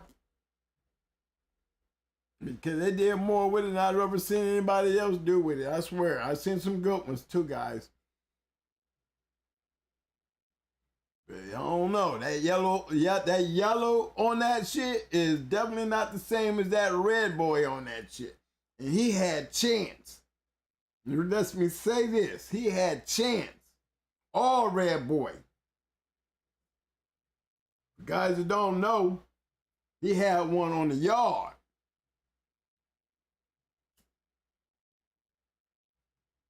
My people know. My people know that I got guys in the room that was out there with us when we was running up and down up on Hardcore Yard. We was all up in the yard. See, a couple of them bred the Chance. Right to Chance. I bred the Bozak. I bred Champion Pretty Mama the Bozak. So you was smart back over there when we was coming in. We knew what we was doing too. We knew them formulas. That's how they got to breed the Wacko and making those kind of breedings that we did make, y'all. Because we was able to get to these legendary dog men, like you hear the Triple M talk about Mr. Long and all them great people. That's how I used to look at Hardcore and Stone City and McNasty, Roadblock, you know, Slick City and all them, man. I used to look at them, man, because I look at their pedigrees and the dogs that they had, they was like, you know, they had formulas too. You know, and you know how you want to have your own name? You know, this Mayday just happened to be mine. I was working on growing one. It just so happened to seem like it stood out more with the Mayday stuff. You know, even though I had Mayday in Stone City, you know, that's the path that I went. And I added Bozak and them to that too. Yes, I did. And they made that Stone City Hardcore cross. Shit. You look at Stone City, they got some good Jeep dogs in their shit. So I incorporated a lot of that stuff, guys, just by following their formula, actually taking those good dogs and doing them my damn self and getting the same results they was getting. I'm not getting these pedigrees where, you know, that we got to go find sprinkles here and there. And there's nothing out of line on this pedigree. Nothing out of line on this pedigree. Again, she's another dog that then made the show that I will be able to talk about, that I can bring back up, guys, and we're going to go through all these pedigrees. You'll see these pedigrees again because I want to do a show on all the dogs that's been on the show. And in the beginning when I used to fuss at, you know, guys cleaning up pairs online, putting it back the way it used to be, accolades for the dogs that deserve it, use it easy to make it look better and easier to read.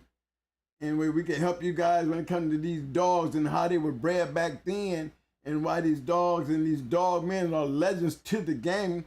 You know, they pointed out every one of these dogs that I've not seen one dog, man. Maybe they one slipped through there, but they did not have a formula. A working formula to put them kennels in the position to make them the great dog men with the dogs that they had to this day. And that's what I'm here to do, teach y'all, right? If I can't keep pushing a point, then you won't get the point. Because we're not seeing dogs like this. I mean, we haven't pulled on much of something like these up in these days, not as much as we can go back here and grab it in the past. We cannot really, seriously, guys, I've seen a few, but we ain't reaching down there doing that right now. And it's really hard to do because when you look at these dogs, every one of these dogs are sporting dogs. Every one of these dogs on here are sporting dogs. You'll pick up a journal and see all this shit, their whole careers and how they became these dogs in the journal. We had reference, whether it was bad or good. It solidifies everything that you're sitting here looking at right now. We don't have that for you guys no more. So how do we offset it? How do we know? You know, the network it's just a bad situation in the network, and it's not, I don't see it getting any better until we get better. You know, great dogs. Gotta keep in mind, these are great dogs. Okay, I gotta pull one up right here. somebody here. Hold on, guys. I don't know where I seen that OTW from, but I've seen that OTW before. Something else. Just don't know and remember. Yeah, I'm talking to myself, y'all. Because I'm trying to do the pedigree thing. Knowing I have my pet peeves, so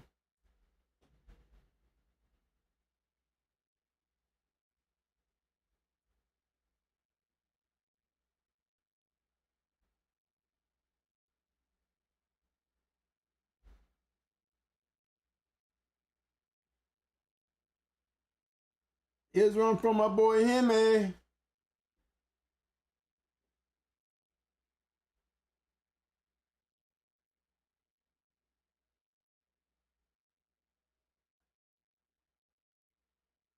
Timmy James here, y'all. He told me to pull this one up.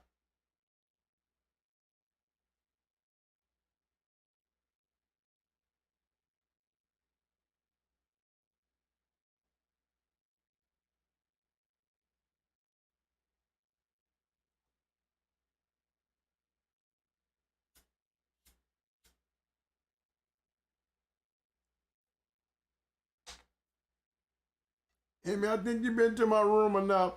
That I mean, this is a great breeding, but again, it threw me off because see, there's no accolades up there, but he's in red. Not saying anything. This is one of those things that I'll be talking about, guys, when I be talking about the pedigree. You know, this is one of those issues, you know, and you guys be acting like you're trying to take it personal. But it's nothing to take personal, it's just keeping it real.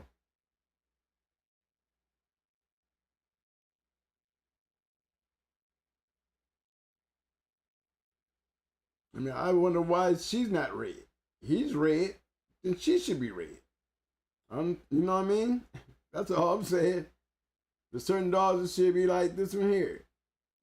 You know, she's blue, then she should be blue. Not knocking the pedigree, because the pedigree is a nice pedigree. I'm just saying, man, for us dog men, to get these young guys getting back to doing things like this, you know, it's important so they can understand when we talk about formulas and the purpose of having these things, if we're going to put them out here, where they can get a real opportunity to say, you know, if it's not like it ain't cool to do, because it's your privilege to do. But if you want the seeing eyes to see it, and you want to attract real dog, man, this is the way you want to do it. Now, not taking nothing away from this pedigree, but coming from an old dog, man, I would be saying, hey, you know better. Not taking nothing away, but this is what help us.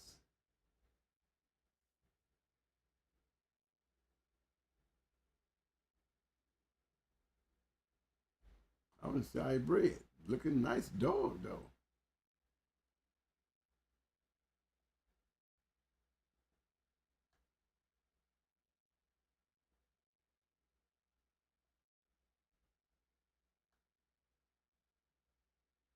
Got that LG shit in there, okay.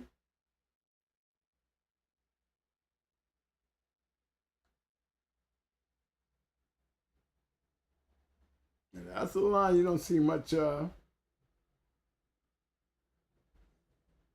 we ain't seen much of them. We need to go back and start diving down into this shit here. This shit here. Some nice dogs back in them days, y'all. That's a good line.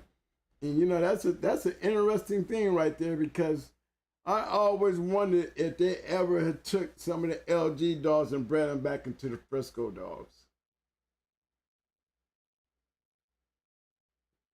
A lot of you guys wouldn't understand why it's a point to be made. But I'm going to see if I can find that point. Because we're going to get back to seeing clean pedigrees here in just a second here. See? There's a clean pedigree, so we ain't got to struggle too hard to figure it out and see. This is what I'm talking about, you know, really showing y'all the LG stuff. Check it out now. This is why I always wondered, you know, because it fits so well. The LG dogs are real rough. I mean, and not only were they rough, they were game.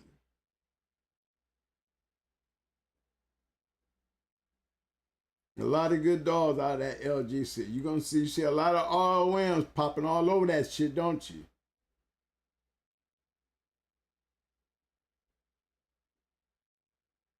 And you can clearly see there is a working formula there. There's no tattoos up in this one. Everybody's carrying the correct color. Not saying there's something wrong for those guys who want to tattoo their shit, but I'm just saying, you know, for me, it's more attractive to sit there and be able to look at this and say, okay, this is a nice, clean pedigree to me, and I appreciate the shit because I see how there's a formula there. It's, you know, one damn thing for damn sure. They're breeding match dogs and producing dogs to produce other great dogs, and this is how you get dogs.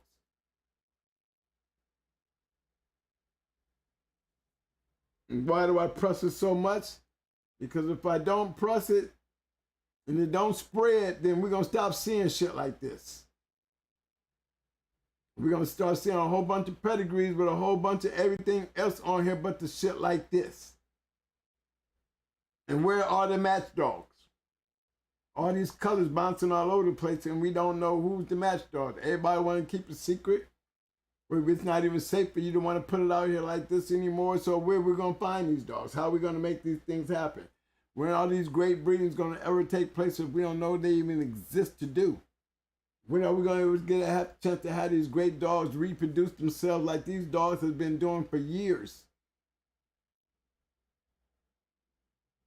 When the ability to make these things happen like it was is gone. With possible breedings that could have made the continuous of our line, you know, for another century, disappear. We got to get down to the bottom of this. Great breeding. Anybody else? We need to go in there. I'm gonna look into that LG shit, y'all, and really do. You know, here's another thing on the show, right? You see all them LG dogs. We didn't get into the LG shit. We haven't even had a story on LG.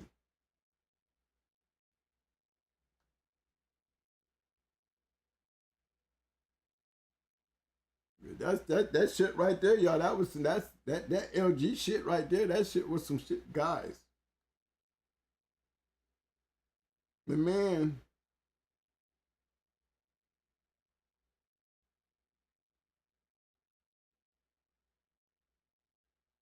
Was a producer of some great dogs with this stuff.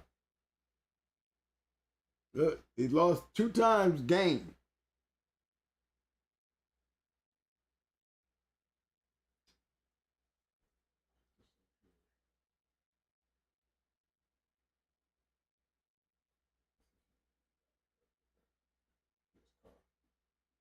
Hold on, yeah. Hold on, Mr. Carr.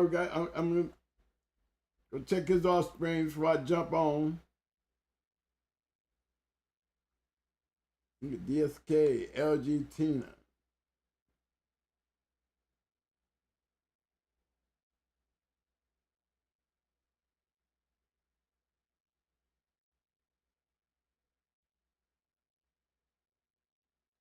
Is that wind out there blowing like that?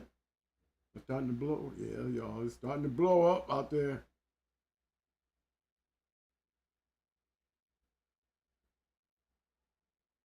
You got 48 offsprings. I ain't pulled up a champion yet, y'all, but I know you got them out there.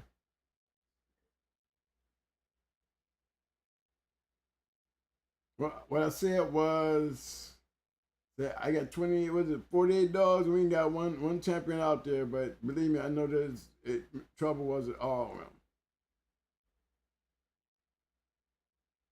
we'll get back on that later. Did y'all see that Eli stuff? There's that Long's baby. Okay.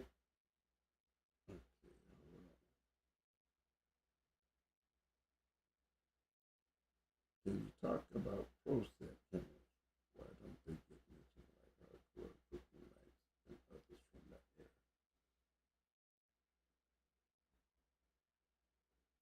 Well, Mr. Printer's car. Let me read your question.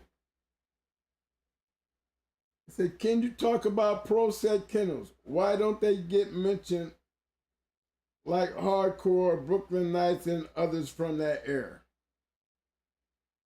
Okay, let me show you. All right, Mr. Carr, me and Tom are very good friends. So I'm gonna start with this one first.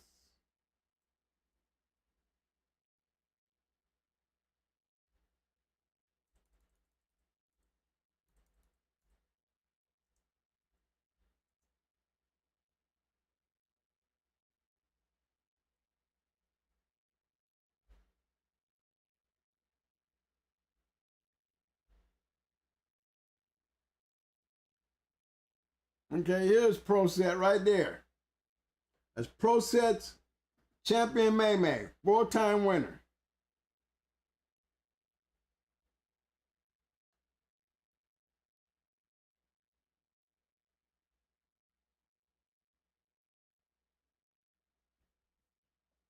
All right, guys.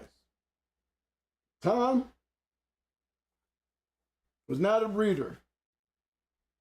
Tom was a hunter. Tom bought May. Tom put May out there because that's what Tom did. Pro set, dog man. He went for the best. He got the best and he went after the best.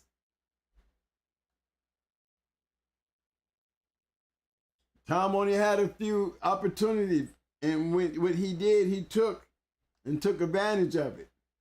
This was one of them.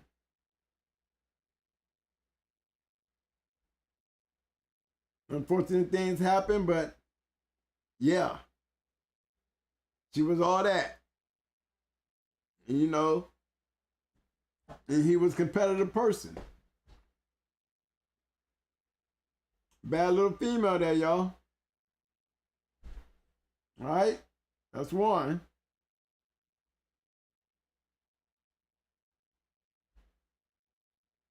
He did breed her once, that I know of, but you know, maybe I didn't really get a chance to get bred to the point because you know things happen. That's all I can say. But so that would put May in the process in there, like, you know, he got Mayday dogs, right? You know, not necessarily. See, you're never going to hear a champion coming out of pro set that was a male. Not that I know of.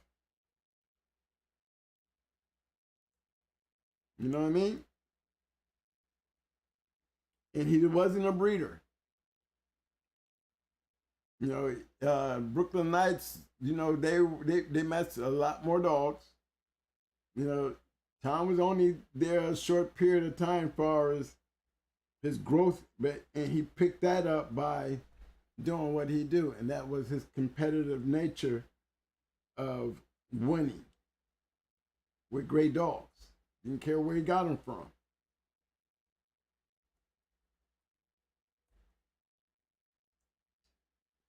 PK816, what's up, fam?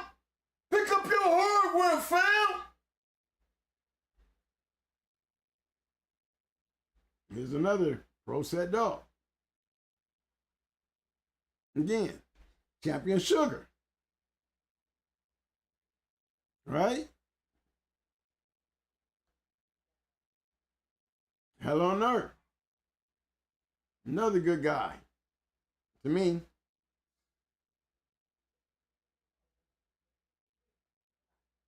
You see what he did, right? You see how these dogs are bred, right? Tom went out and bought these dogs. Tom competed with these dogs. Look what kind of dogs he competing with, though. 2 different lines of dogs. All got one thing in common. Yellow.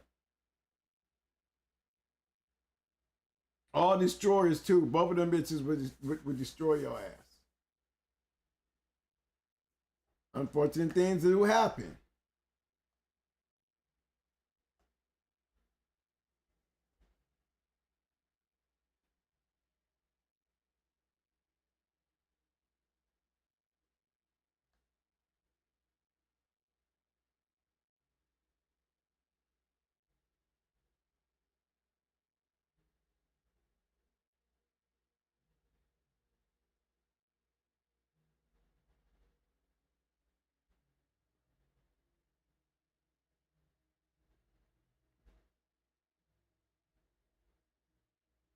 Anybody recognize that name?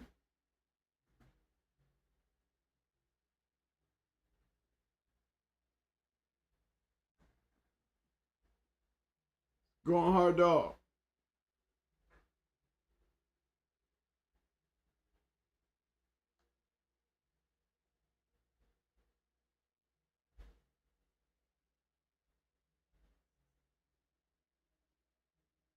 I had one name. Let's see if I can find her.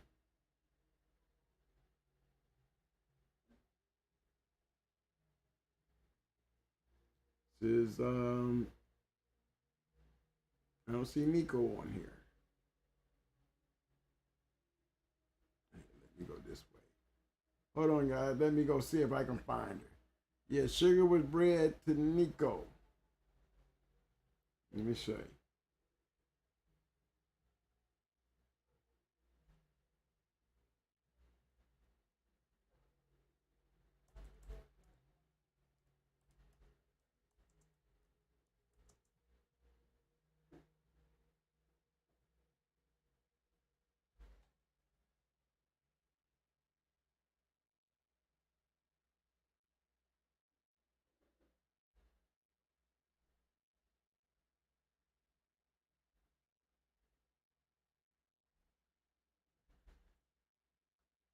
This is what Tom gave me. Tom gave me this dog. Going hard, Kennels, Naya. See how she's bred?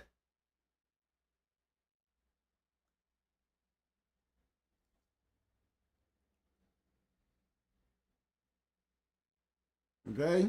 That's how well me and Tom knew each other. I had bred to Windy City. Like I told you guys before, I bred to Windy City and didn't get a breeding. Tom wanted to make a breeding. I sent him up there, and I'm talking about 4 or 5 years later, and I was able to give him back something he gave to me. And I didn't get a chance to breed Naya but one time. And she had 2 puppies. And these 2 puppies was nothing but the truth, y'all. Especially this one. She was just like, she kept the name. She sure kept a good name. Them bitches was killers. That's one thing about them damn bitches. She was just like May May. She was just like Sugar. This chick right here was just like them. The shit. The shit. That's what I called her, because that's exactly what she was. And this is my breeding with her. He had a little May brother.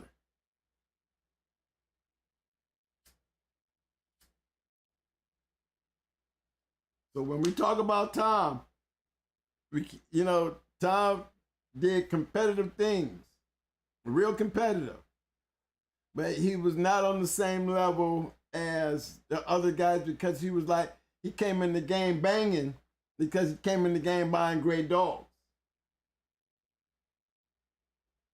That's exactly what it was. And he knew he would put him in shape and go get whoever. You know, that's what Proset is known for and will always be known in my book. You see, I mess with him. Another guy you're going to add to my puzzle right now. Now, here's the dog right here that has made the show that I can add into my category and catalog of dogs that we're trying to show you there's a formula to everything you do if you're going to have the kind of dogs that we see them having that we can sit out here and talk about. This is the dog right here that they feel like ended up in the islands. You know, when they said that she died in a heat. This is the dog that they believe ended up in the islands, y'all. And they said that she was not only a motherfucker, she produced some badass dogs. That's the only dog that somebody, you know, the island said, hey, twin, y'all got one of your dogs is out here. And this bitch is causing him havoc. And the only other dog that I could ever think of that would have anything to get to the islands would have been her. Because that's how she came up missing. I don't think she died over at Missing Link. I think she ended up in the islands. And she threw some great dogs.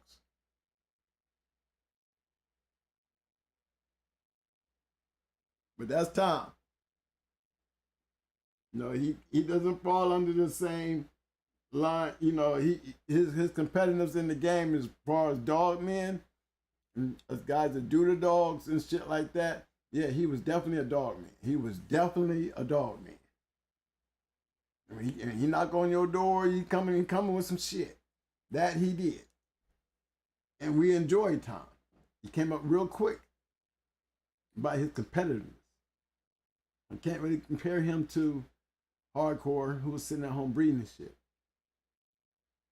Can't compare him to the Knights. You know, you put him in there when it comes down to box time, he had some great matches in the short time that he was in the game. As far as having great dogs, you know, that he had. He can go into history with them two bitches alone.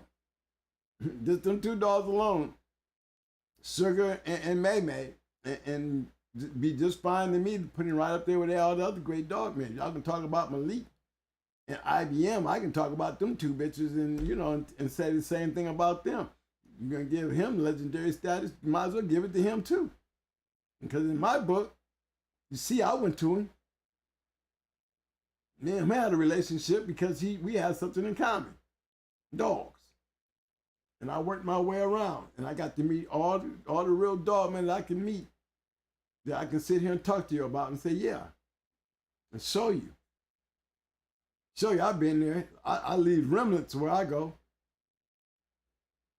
Tom gave me that dog. Yeah, right off the Nico in Champion Sugar. And I made use of her. Wasn't good breeding. You know, and the last two dogs I got off my yard was this dog, right? She was one of them. With a love to continue, but I was getting out of dogs. And she was one of the last two dogs I had on yard, her and her brother. Her brother was the two-time winner. Knew he wasn't gonna last long because his teeth.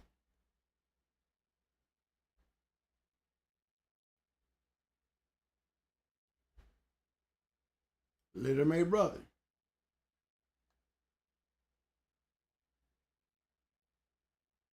So yeah, I know, I didn't do nothing more than follow the formula that I was already working with. She fell right in line with what I was doing. So shout out to Tom. Thanks for that Prince card. Today we did talk about Tom and Proset Kennels. Great kennel, competitive dog man. One day,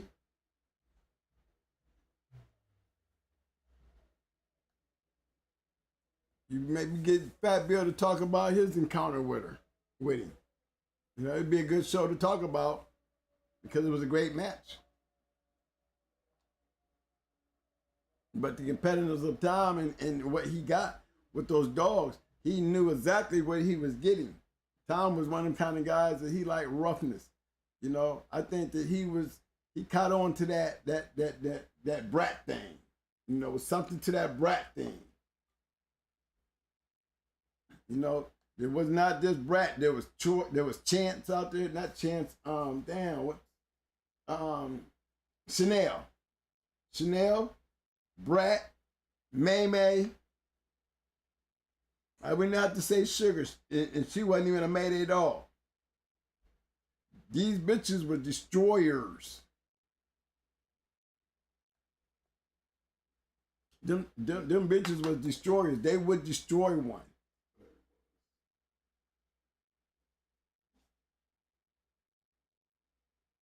Nigga do some of the best to do.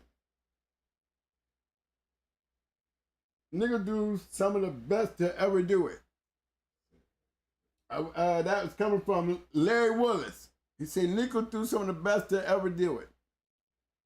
To me, the whole camp did produce some of the best dogs that could ever do it.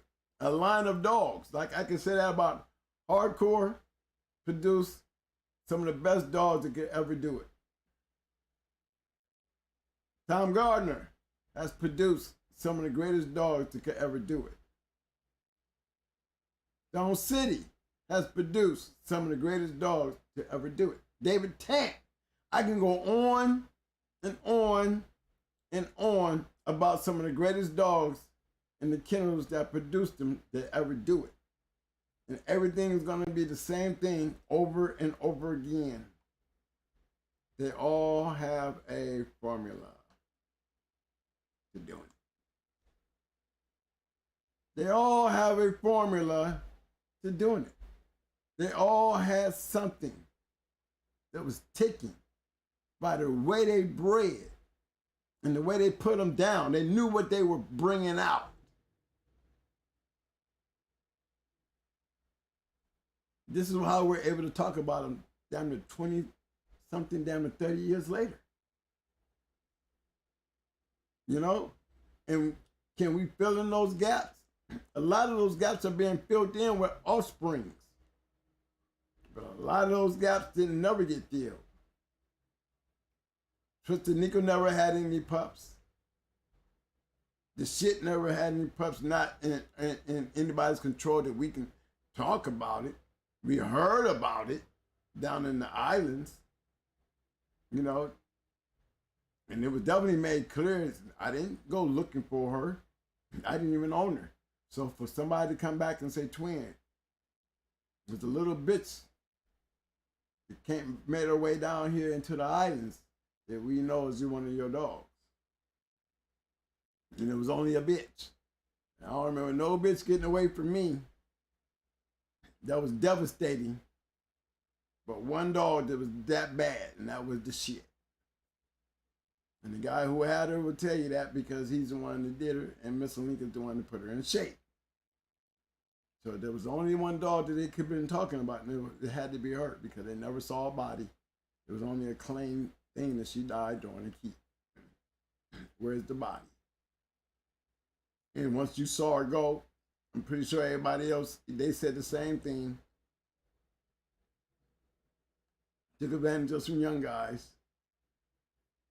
you know, and got away with it. But hey, shit happens. We all got a story. Sugar had a story.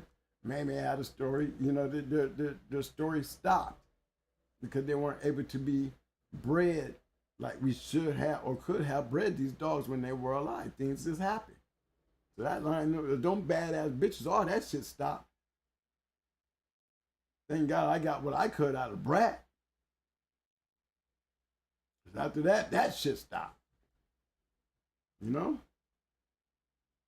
But thanks, guys. That's good. I got a super chat up there. I see that way over here.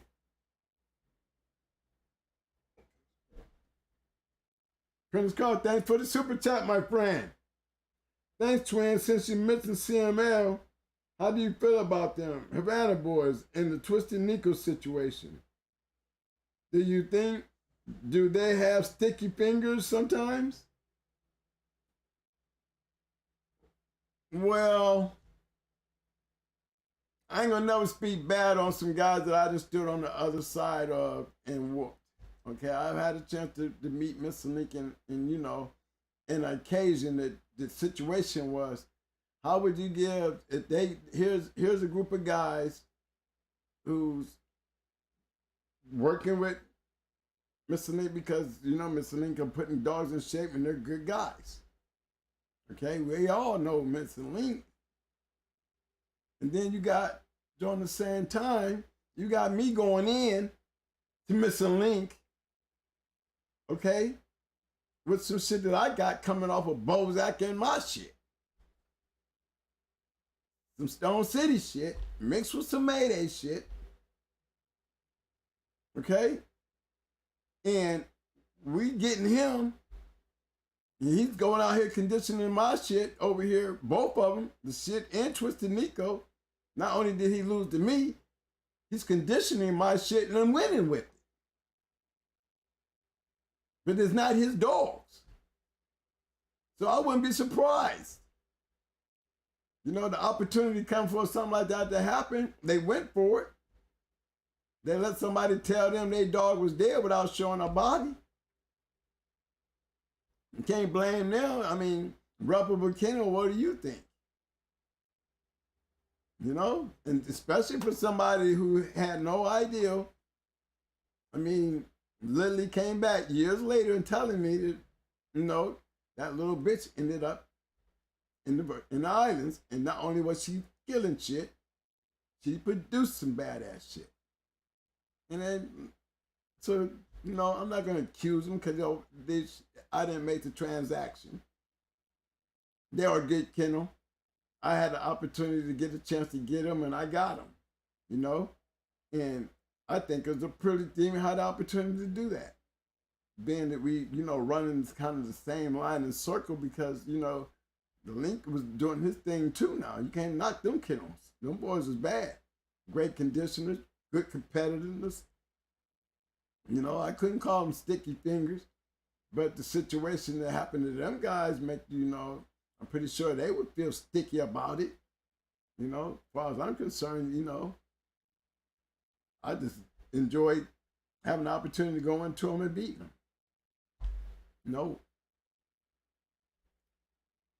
Trevor Jones, what's up, fam? Pick up your hardware, fam.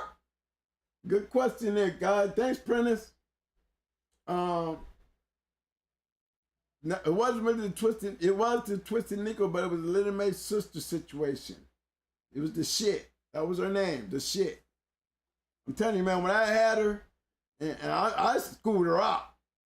And I can tell y'all, it wasn't nothing lasting. We never seen her past 9 minutes, y'all. Bullshit you not. 9 minutes, you was scrapping up your shit. Quick. Yes, she had a 15 mouth. She would dismantle you that quick with just the bite.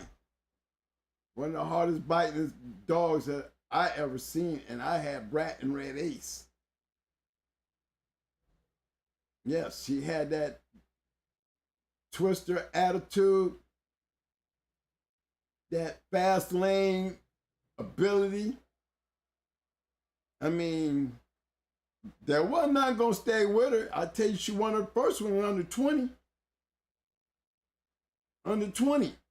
So I'm telling you what I mean. Did nothing last, and none of her schooling is over 9. You was getting that shit. Now imagine somebody put one down and got to stand there and let it go all the way through. Okay?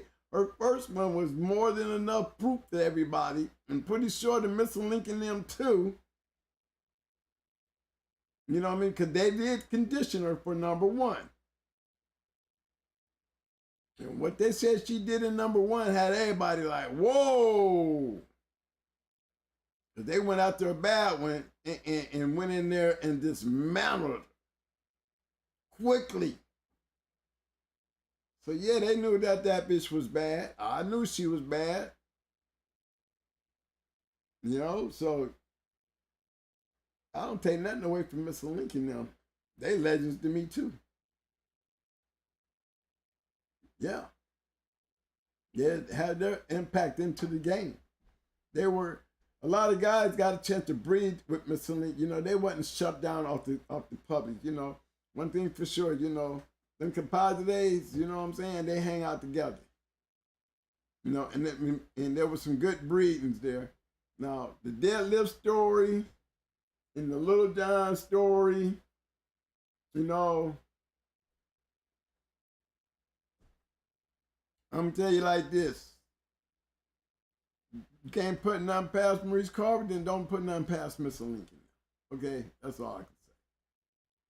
Because they have their stories too. A lot of these deadlift dogs and Little John dogs and all this stuff here. It's supposed to be by way of some of these dogs. I don't think it was, you know, I think they was doing their shit too. You know, they'll sell you one. You know, that they'll do. And I sit there and watch them sell Orca and Maximo. I seen them as young dogs. They were both cold when they got rid of them. I seen them. You know, I knew they looked like big, old, goofy looking Barracuda dogs, but they were young dogs. I really don't think they was ready to you know, to wait on. They wasn't. Right. They wasn't willing to wait on them. Let me tell you something. Them very two dogs woke up. One became a champion. And the other one helped my dog become an all-wimp because he produced 2 champions when bred to my bitch. Them 2 goofy-ass dogs I seen when I got out of dogs and I sold my dogs to this person. Those 2 dogs was also 2 dogs that came up out of Miami and they came to pick up my dogs. And I seen both of them 2 big head dogs. Nice bodies, nice hair, but they looked like goofy-ass Barracuda dogs. But they grew up and they turned into be some badass dogs. So I props out. Props out. You know, they like match dogs. So, you know, when you got as many dogs as they was having, I'm pretty sure they didn't have time to be waiting on shit because they was definitely not a breeding kennel guys. They were definitely doggers. Now, they only bred to make their shit work for them to work. You know, you actually did get a chance to breed or buy a dog from Mr. Link. You know, I'm gonna keep it real with you. Unless you know how to speak Spanish, then you know the communication gap not gonna be that great. And you know, and if you notice, I always feel like this. If I'm gonna buy a dog from a kennel, I should be able to do what that kennel do. That's like I said, when I got a dog from Stone City, was I able to do what Stone City did with their own shit? Yes. When I messed with Victor, what made it in those dogs? Was I able to do what Victor and them was doing with Mayday dogs? Yes. When I was messing with hardcore kennels, and they was winning, was I able to do with they dogs what they were able to do? Yes. So what did I tell you about those guys? They're legit. Because of how they may do their business, how they may be, I was able to take the thing that I wanted the most out of them and do what they did. And that was win. I could win with their shit. They just wasn't the only ones winning and everybody else sitting there keep losing. No, you can get some of their shit and win too. That's why they're so great today. Because there's so many other people who was able to take their dogs and do what they were doing. Winning. Stone City probably, to me, stands out more than hardcore. Because hardcore did a lot himself. Stone City had a lot of dogs that went on outside of Stone City, became great. Made Stone City great outside of Stone City. You know, Mike had his share, but a lot of greatness from hardcore came from hardcore. You know, I don't think he really sold dogs and sell dogs, and he used to really advertise now. He advertised all them champion studs. He advertised them puppies coming off of felony. Pepsi, Chance. He used to advertise. You knew what I knew. I've been buying every damn dog he had every time it came up. You know, but back then, you know, the competitiveness was everywhere. You know? I mean, we realized I think the world realized that hardcore could get beat when Doogie lost the Flash. You know, 19,000 excuses why he lost, but I mean, how can you damn near go 3 hours and complain? You're just on a better dog. But yeah, the dog of the year lost. Probably knocked his ego a little bit because Mike is very confident. Why you have so many champions and winners and produce so many champions on his own yard. So there's nothing wrong with that. It doesn't make him big-headed, just make him confident. And I'll be confident if I was him too. But when you lose, you know, making that travel, going into some dark waters where I always said that's where the sharks lie, nothing wrong with it. You know, and take your hats off for those who take them dives into them dark waters. We all face it. I went out to Tommy Boy, diving into the hot water. It's all about the competitiveness of the game. You know, and for us to do it, that's what it's supposed to be. You win, you lose.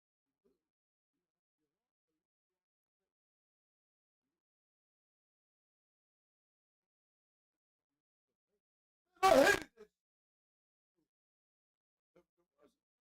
The worst I ever felt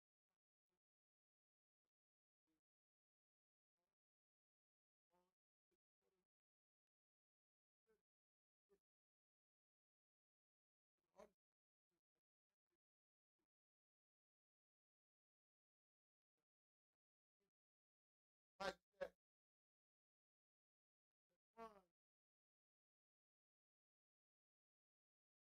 Like that one, like that. Oh, y'all.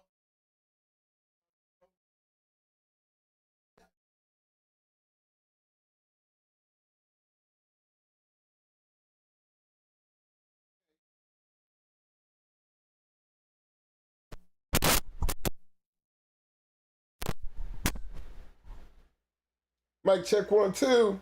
Thanks a lot for that, Henry James. You know, we a little couple behind, so I missed that.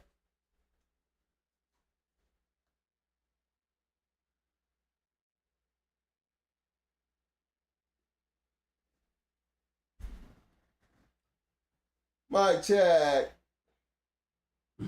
Not the mic check.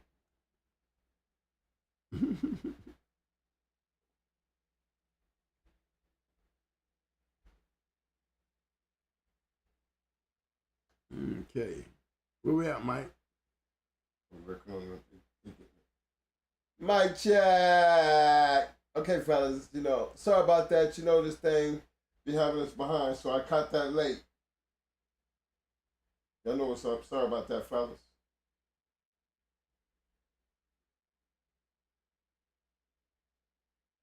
It wasn't on the combat, was it, Mike?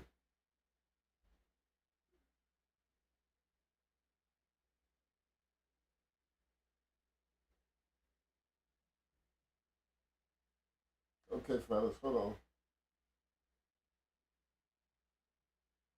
Okay, we should be back now, right? Yeah, we should be back. Okay.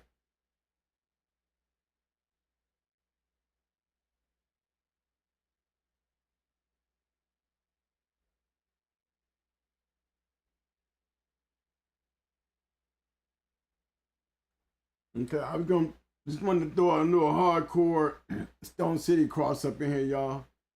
Show you how bloody deadly that shit was. Dog's name, basically, they called him Copperhead. Some of y'all may know him as a return. He was Virgin Island Dog of the Year 2006.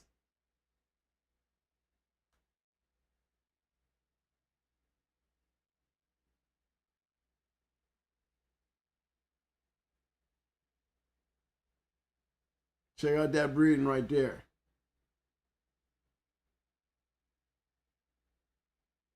Two-time best in show. Knocking off champions. Again, Why is it working for them? Why are they able to do this kind of stuff right here? One first time out, best in show over a one-time winner of Son of Barracuda, then blow a two-time winner away in his second showing. Then was given another best in show, going for number 3 after his convincing win over champion Busso when he got picked up. It stays in accordance with what everything else they was over there doing with them dogs, right? Stone City, Hardcore, Southern Kennels. Got to throw going hard in there because I was just sliding in there, snagging shit like the crumbs of a kid, snipping up the damn remnants, going home, doing it my damn self, doing the same thing, getting the same results. Getting the same results, gentlemen. Look at the pedigree. You can go in your yard and pull out pedigrees like this, you got something to look forward to. That's all I'm saying. When we sit here and we talk about these dogs, the only point that I'm trying to make to you guys is where the shit come from. Why the shit was working. Why did these stand out over everybody else? Second of all, you still got to think of it as a business because it's definitely marketable when you're dealing with those kind of breedings. You know what I mean? There's a lot of opportunities that a lot of breeders had a chance to grow from based on what the hunters were doing. Can't get nowhere without a hunter. You can be breeding all day with your paper shit, but until it's validated by a hunter, you ain't got shit. It can look good all day, but that's not what moves the game forward throughout history. You know, it was the history of the competitiveness of the dog game. Didn't necessarily mean what dog game. Back then, it was in my world, it was the dog game was, you know, putting them down in competition. You know, and that's what we talk about. If we talk about the future of the dog game in the future, then it's nothing more to talk about but a future that hasn't happened. You know what I'm saying? Well, there's no trouble behind talking about something that's never happened. When we speak of the past can be from yesterday to 40 years ago. So the only way we can to mend these fences that where we don't have that connection to really stop what's happening, and that is deterioration. There's no way, guys, y'all making these kind of breedings no more. No, there might be far and few. Far and few.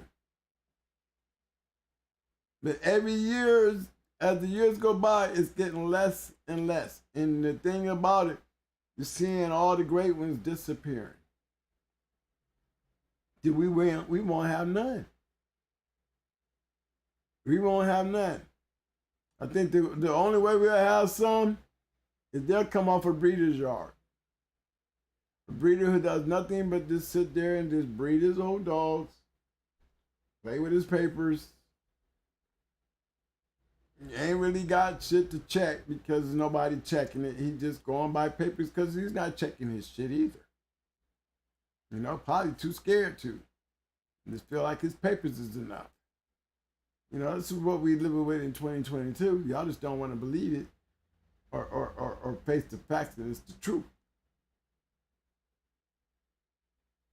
Okay, so, you know, at some point you got to get your pants on and pull them up and know everything that we did to make the game the way it is to this day was through chances and choices. We choose to make that chance and take it, win or lose. This is how we can sit here and talk about our past. Okay, so in return, you know, we carried on the future. You know, there's still great dogs out there, but they're only great on paper. And those that are out there, a lot of us don't know where they at. And as long as y'all start having 10-card shows and letting these nobodies be relevant in this game of our game of relevancy is doing them. Period. When y'all start talking like y'all know just as much as an old dog man and ain't never done shit, then we gonna have a problem in the dog game. And this is what we've been having. Because for some odd reason, relevance can go to anybody who can talk and sound like they know what they're talking about. And stroke your ego and try to formulate and get you to understanding like, you know, you're doing something. That should be a red flag. Because you know you got some good dogs. You know you want somebody to stroke your ego, you might fall for any trap. Especially for those guys that sit there on the internet and have these comments on some of this dumbass shit that I be seeing on Facebook. You know, why did I go back to this shit? Because, man, we don't have a choice. We got to talk about this, guys. I can't seem to get away from it because I like to see it stop. You don't know what it feels like to come in there and watch some motherfuckers take your shit off your yard and go kill it. Okay? I mean, and then you sitting in jail having to get a bond dealing with some fat-ass charges. 20 guys. 305 dogs. Come on, man. That's like they in the house. They in the house. They in your house. I can't stop but talk about it. I keep looking at these great bloodlines and these great dogs and these great breedings and what we got to downsize the dog game because the credibility has been gone to shit. You know, we got Facebook champions. We got Pedigree online champions. You know what I'm saying? We got nobody champions. You know, come on. And everybody got something to say. This is why we're being invaded by the police. Live by the disclaimer. Be relevant in what's relevant. Being around somebody that think they know what they're talking about. Look, he'd be the first one that I would stick in a corner and tell him to cut one loose. And I'll stand there and watch you. I mean, just keeping it real. I mean, if you're taking a chance, you might as well go all in.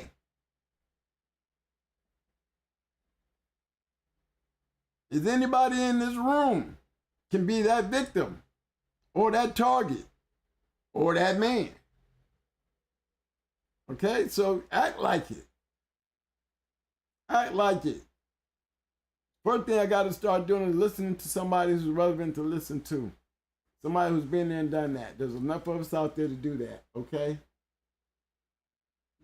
Second thing we must do, we need to stop all this damn back and forth shit.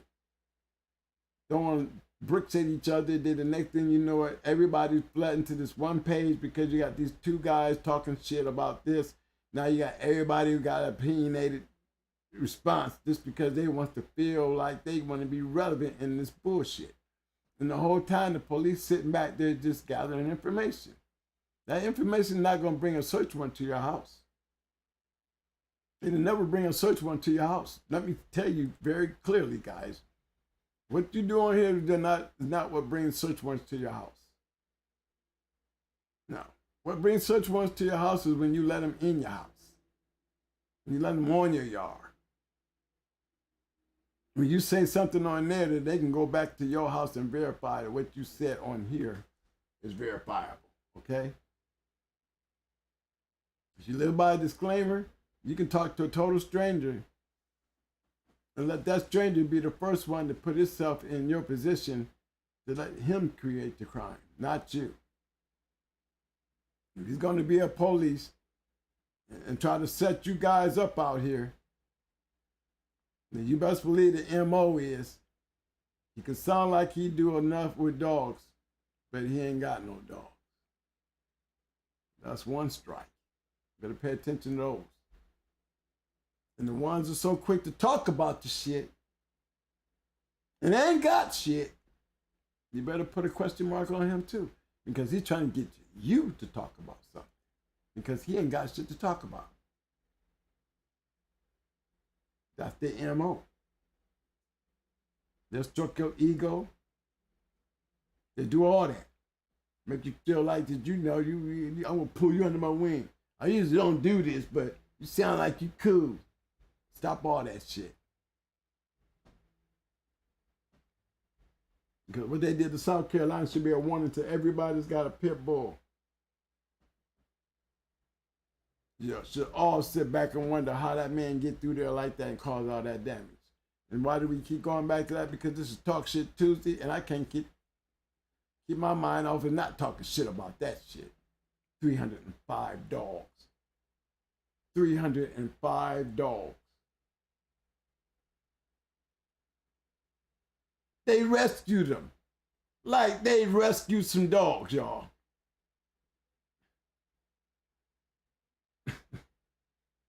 It's sad. They rescued.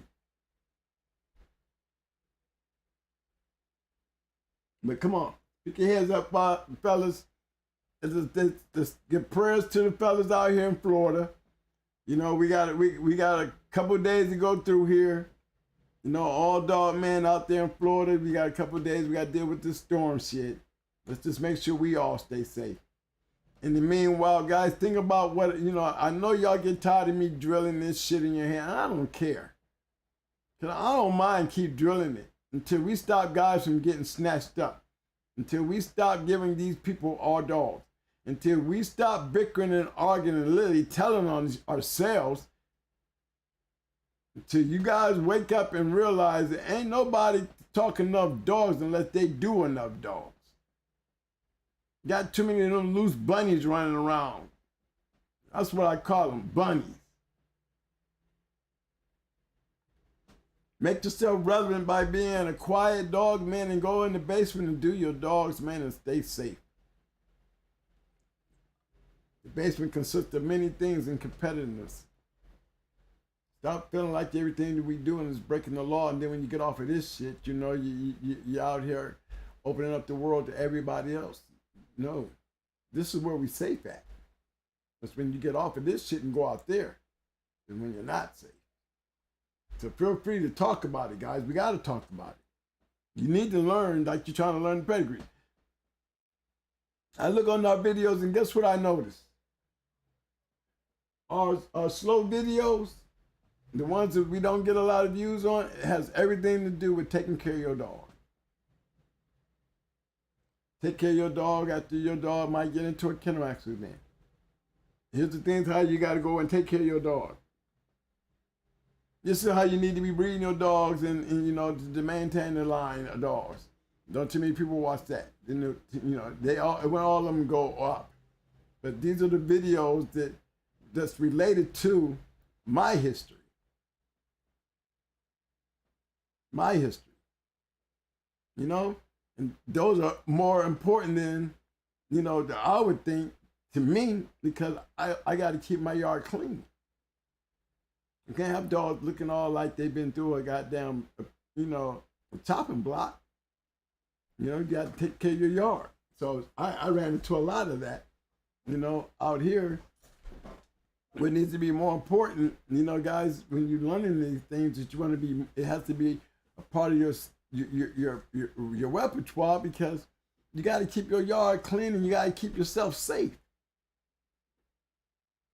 You know, the days of really doing it, you know, the kumbaya with these guys, man, I knew something was wrong. Guys, I'm gonna tell you when I knew something was bad.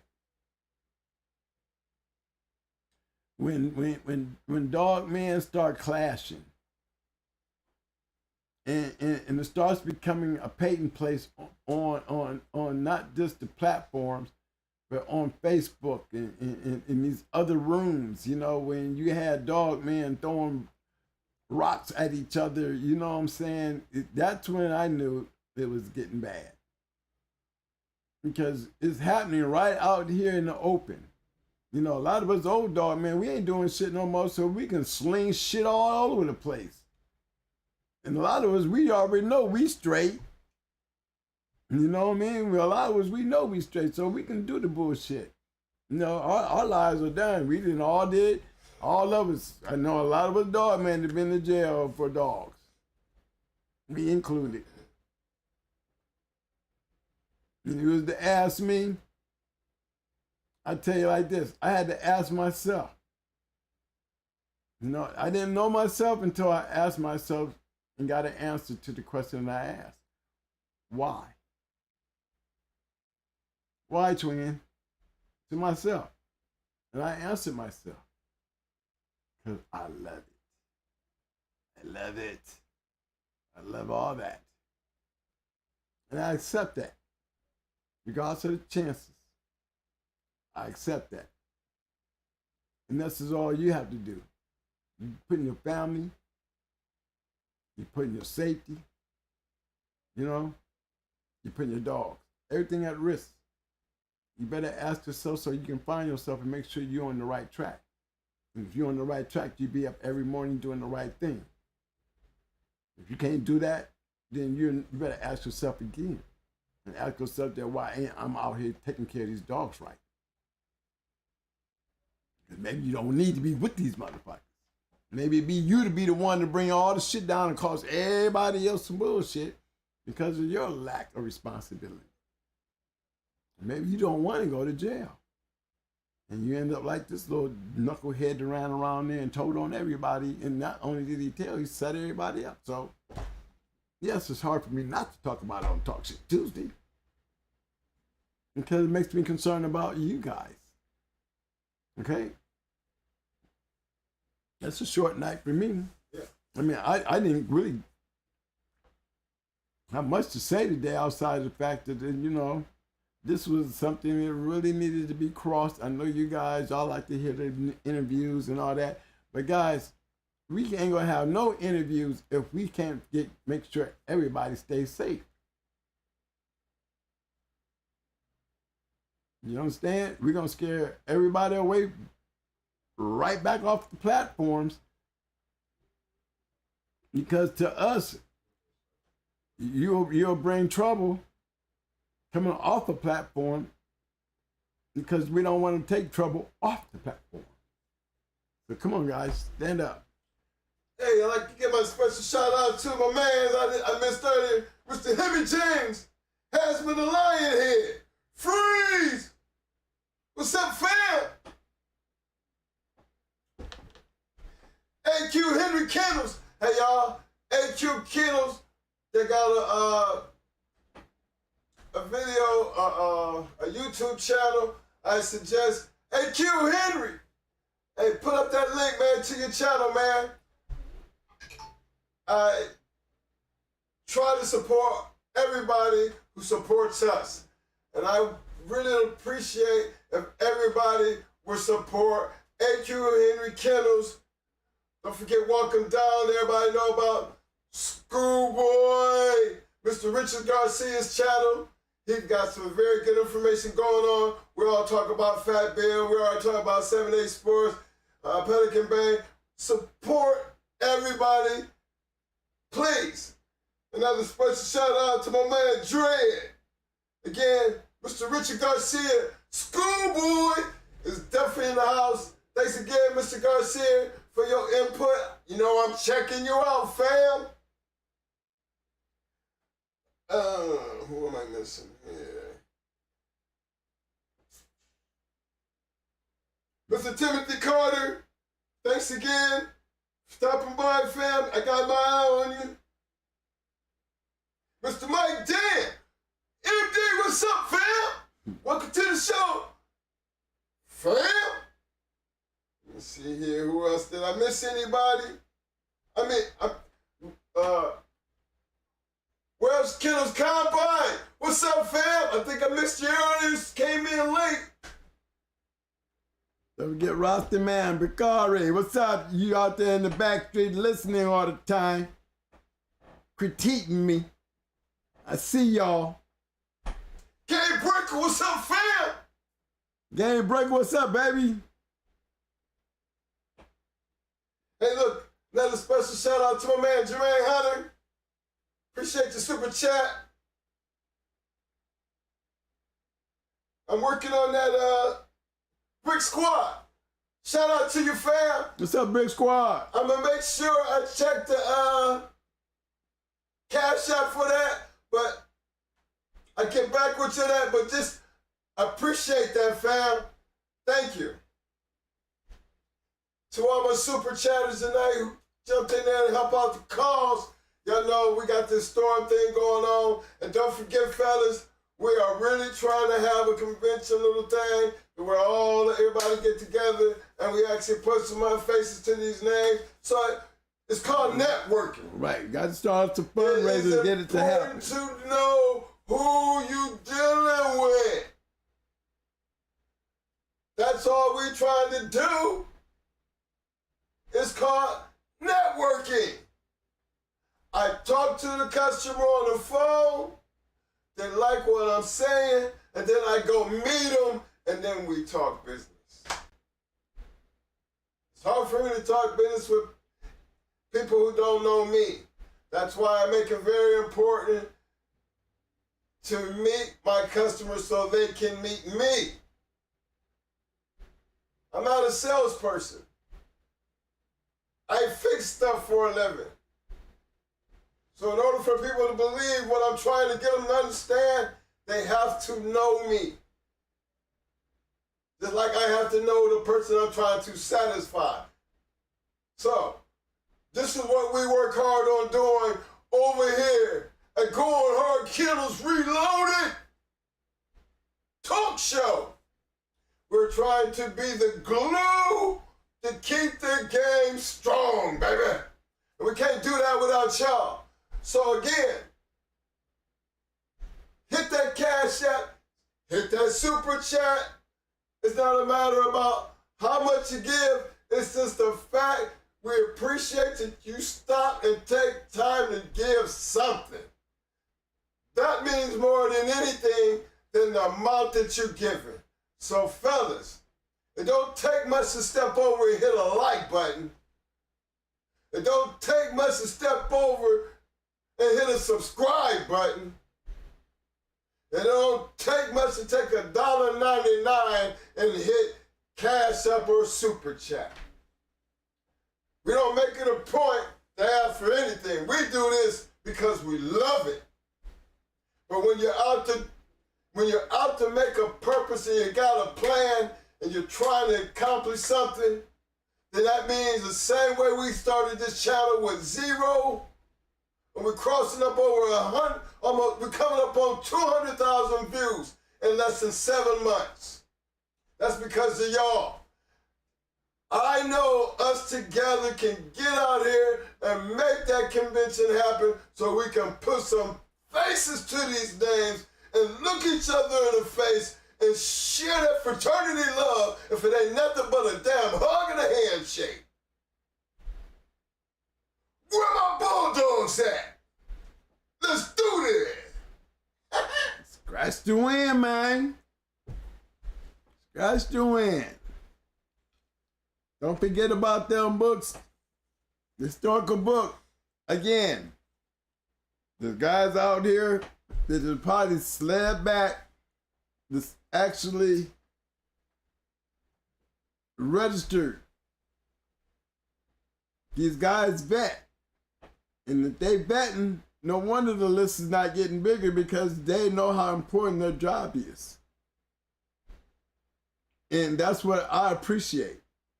So that goes to all our registered members.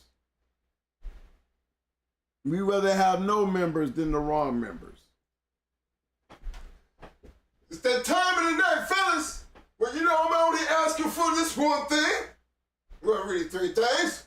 If you like the content and you like this show and you like what we do, thumbs up, thumbs up, thumbs up, thumbs up. My souls, my souls, Muscles! roses, roses. Damn it, we having a hurricane.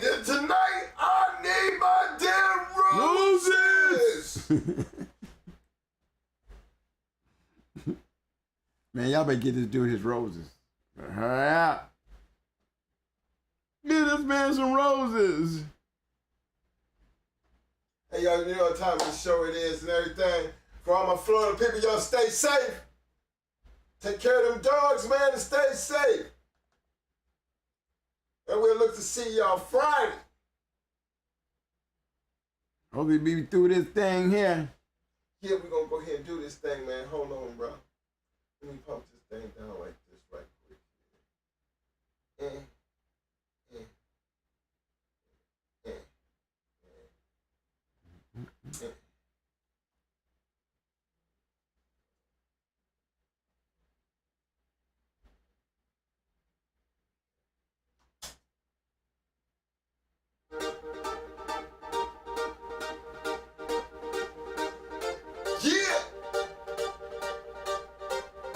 Hey, man, I appreciate that, fellas. I really appreciate that. Oh, my God, Dread. You killing me, baby.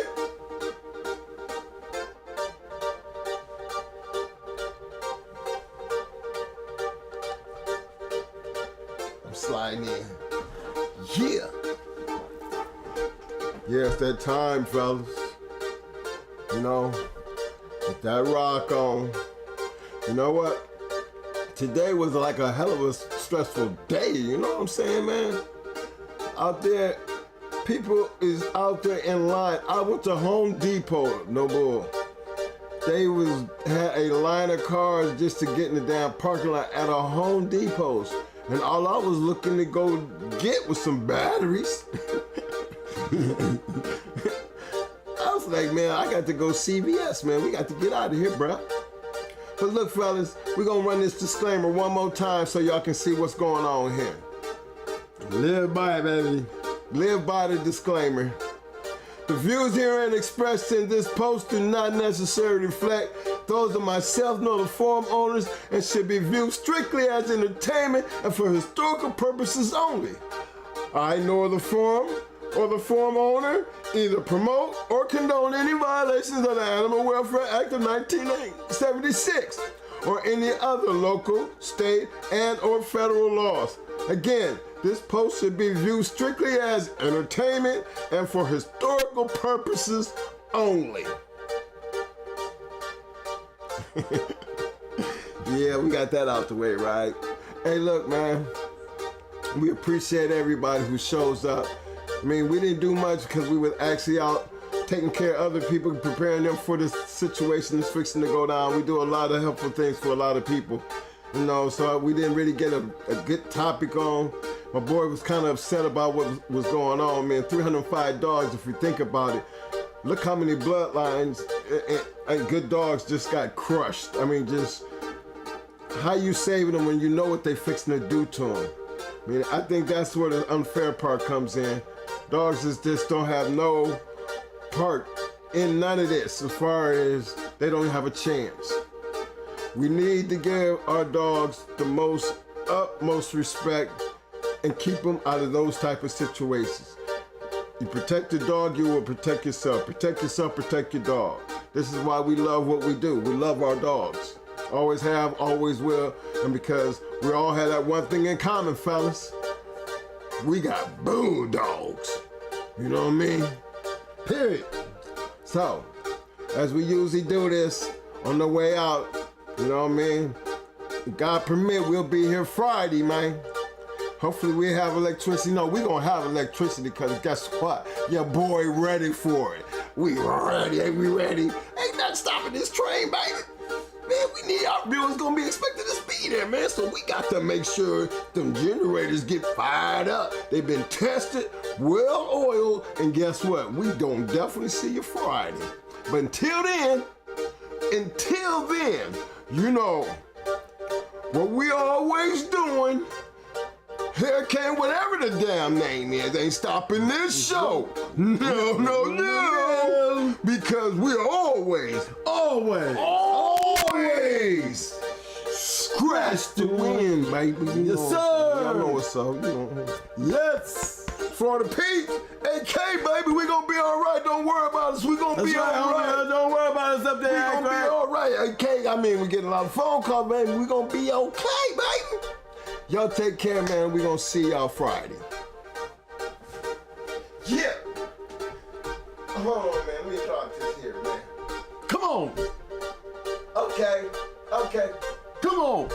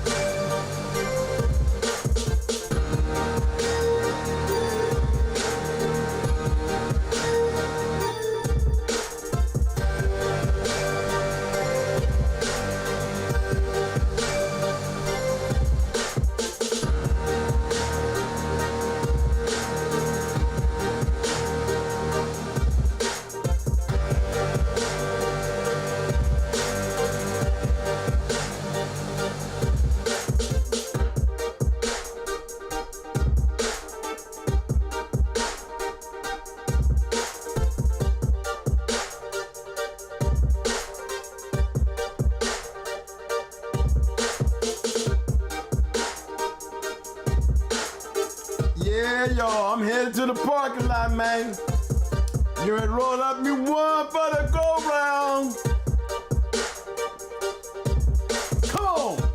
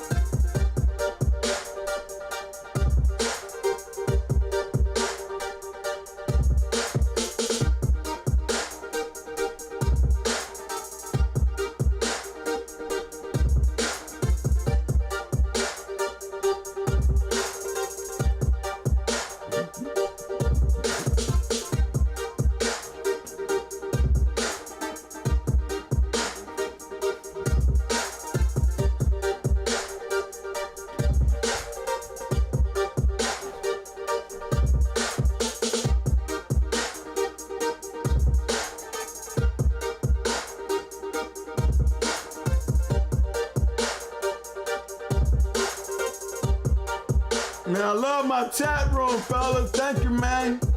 Yeah, I just got my boy just showed me the chat room, fellas. You already know I love y'all just the same, man. Muscles. Muscles. 100 Charles Johnson. Appreciate that, fam.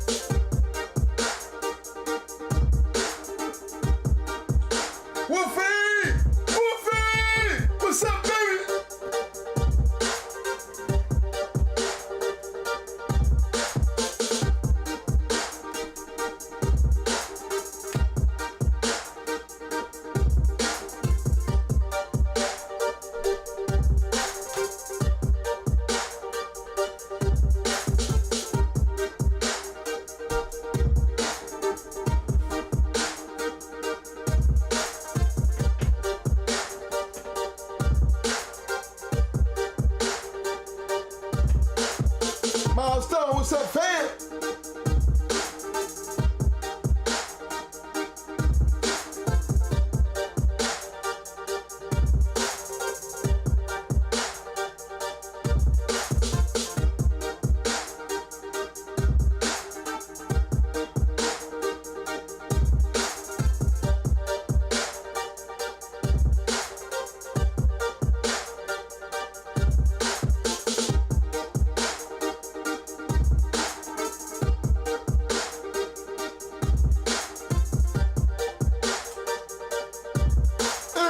Kennels, what's up, fam?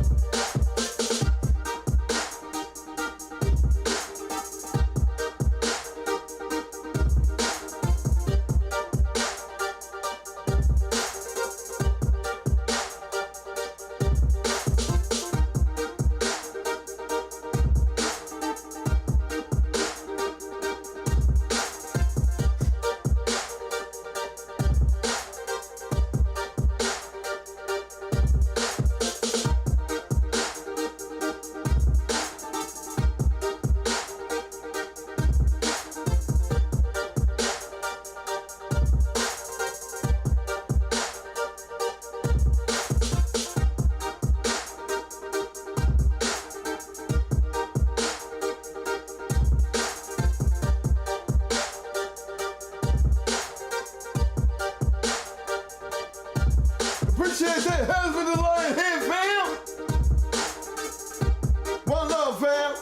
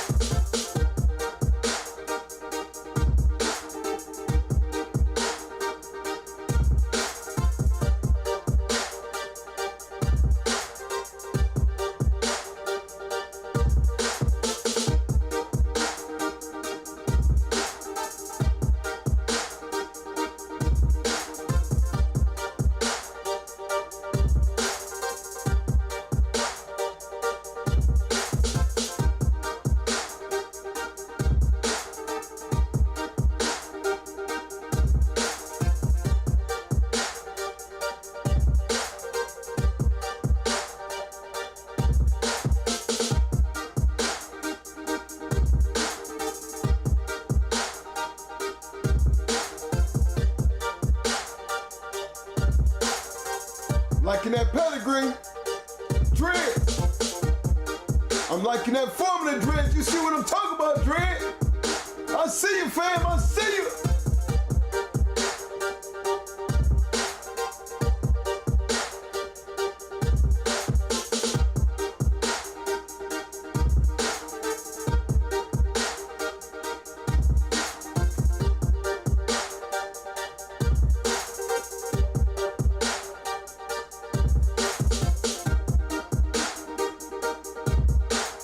Rose Kennels combined, as always, fam.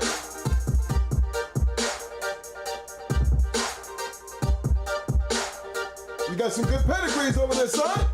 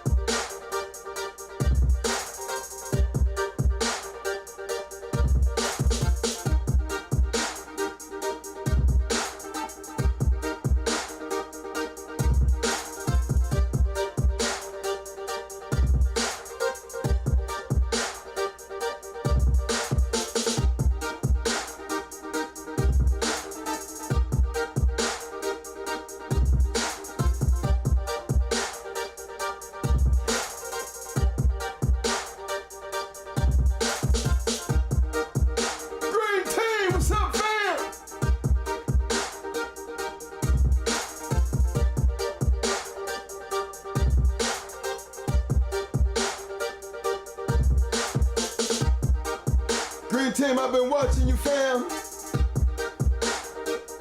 I hope this information that you sit there and you come in and see, fam, helps you a lot as you move forward.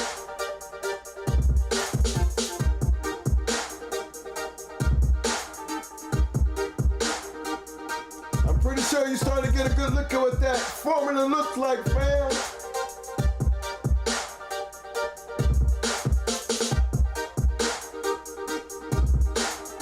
Take a good look, green team. See what it looks like, fam.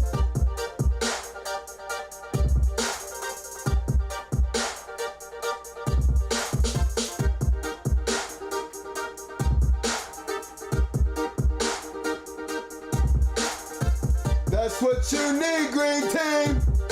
That's what you need, fam. It's like a mad scientist. But make it your own, fam, make it your own. But you know what it look like. Make it happen, Captain.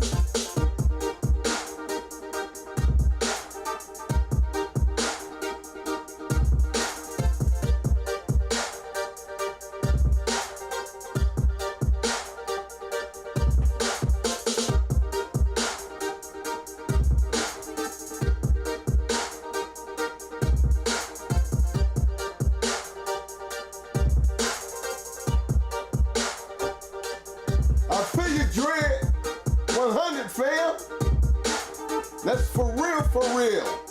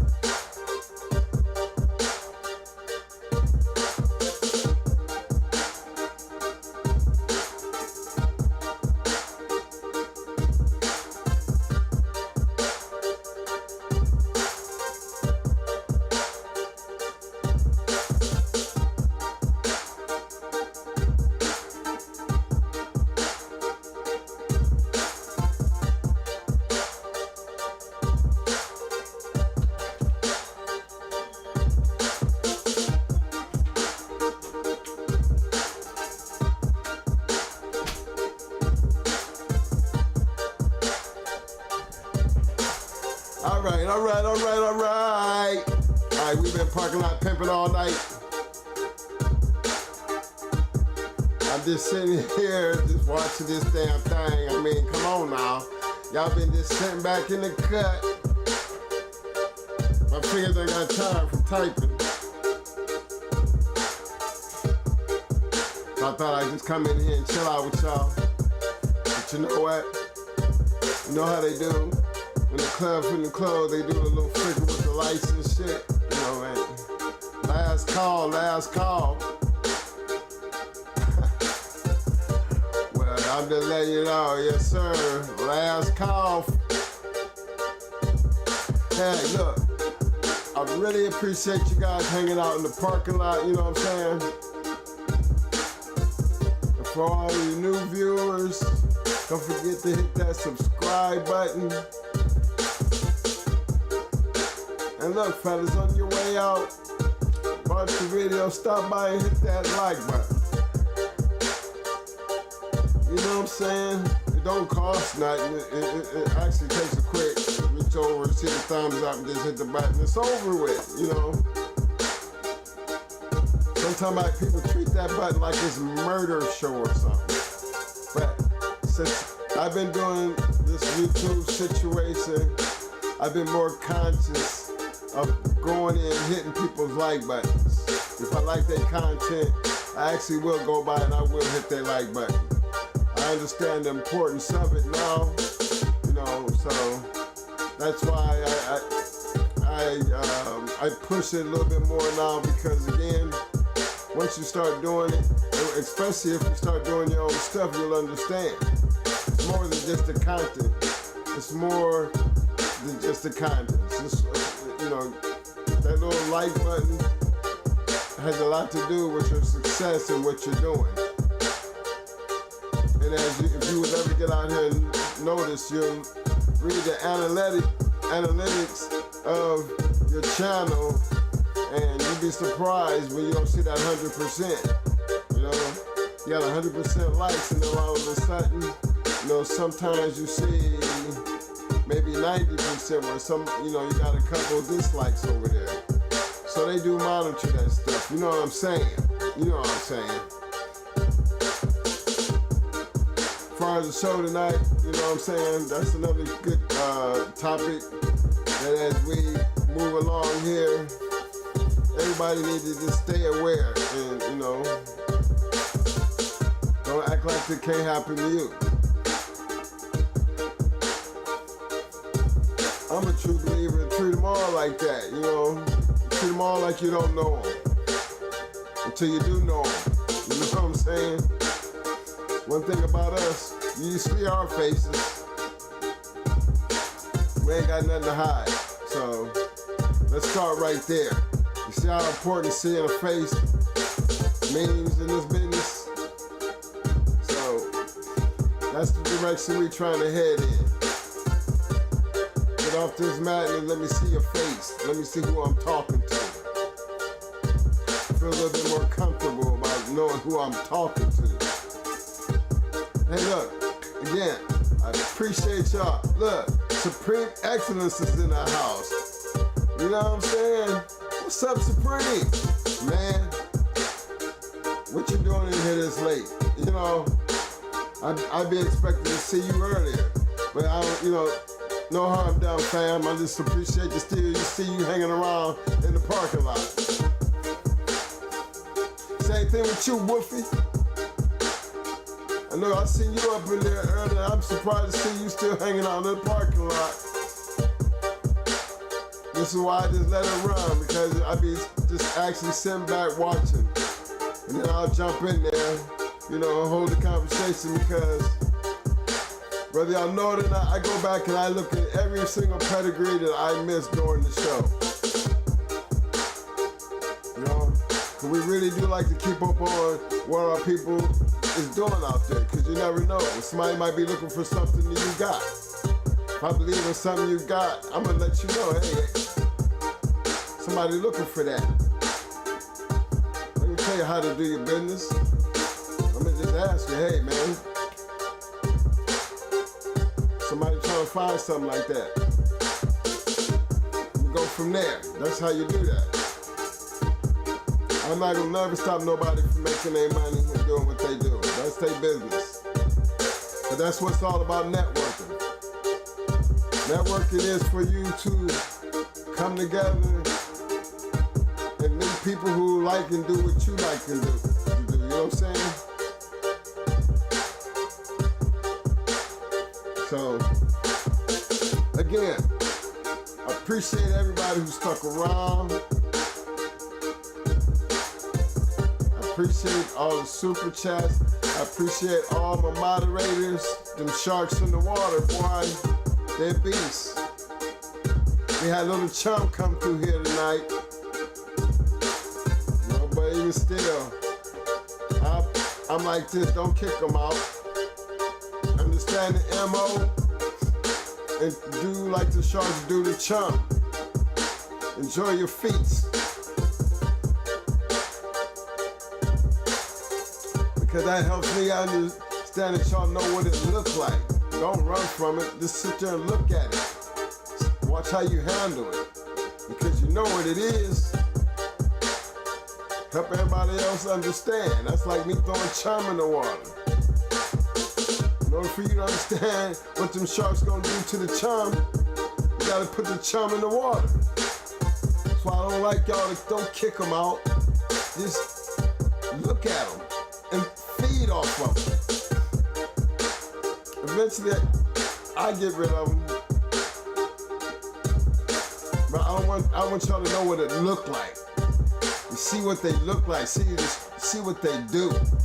We don't know them people. We don't know. That's why I don't believe in putting people out. Because they get too disrespectful. But we have somebody come in here today and say something that they just made it good and clear. Look at their MO. Don't kick them out. Let's just see how far they'll go. And then you just keep eating them like y'all was. Don't, to me, that's the fun of it. Just keep chewing on them. They chum. Enjoy yourself. Eat them. That's the fun part of that part. You're not incriminating yourself. They ain't trying to incriminate you, but that's okay.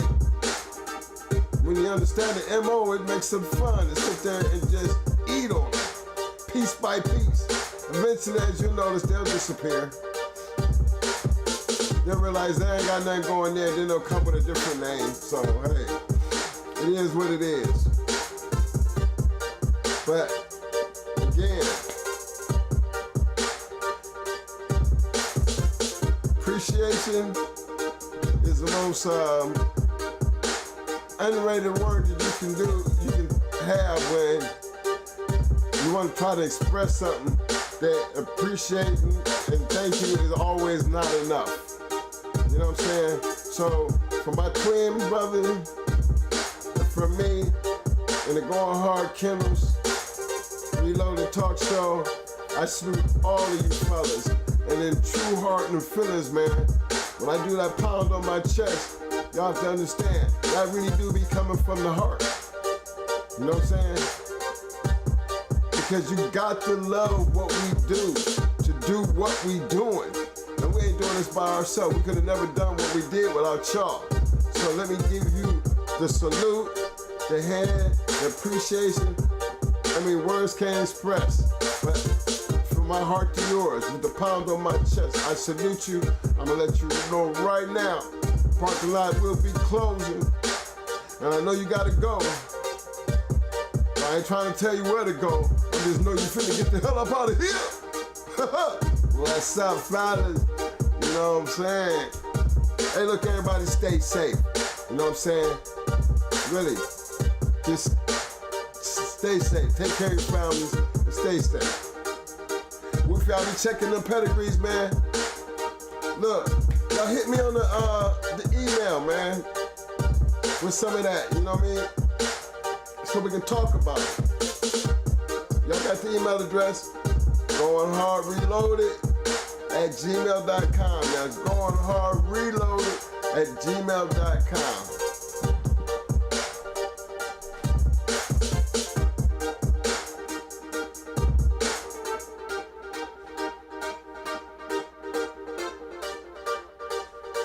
As we come to the end of another day here at the talk show, did we get anything accomplished? I think we did. I really think we did.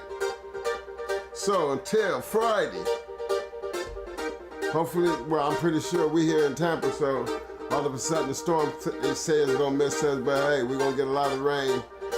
You know what I'm saying? So hopefully everybody be all right. Take care of them dogs.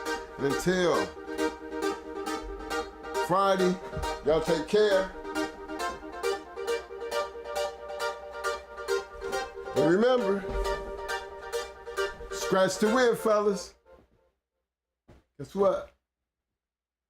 I'm out. Peace.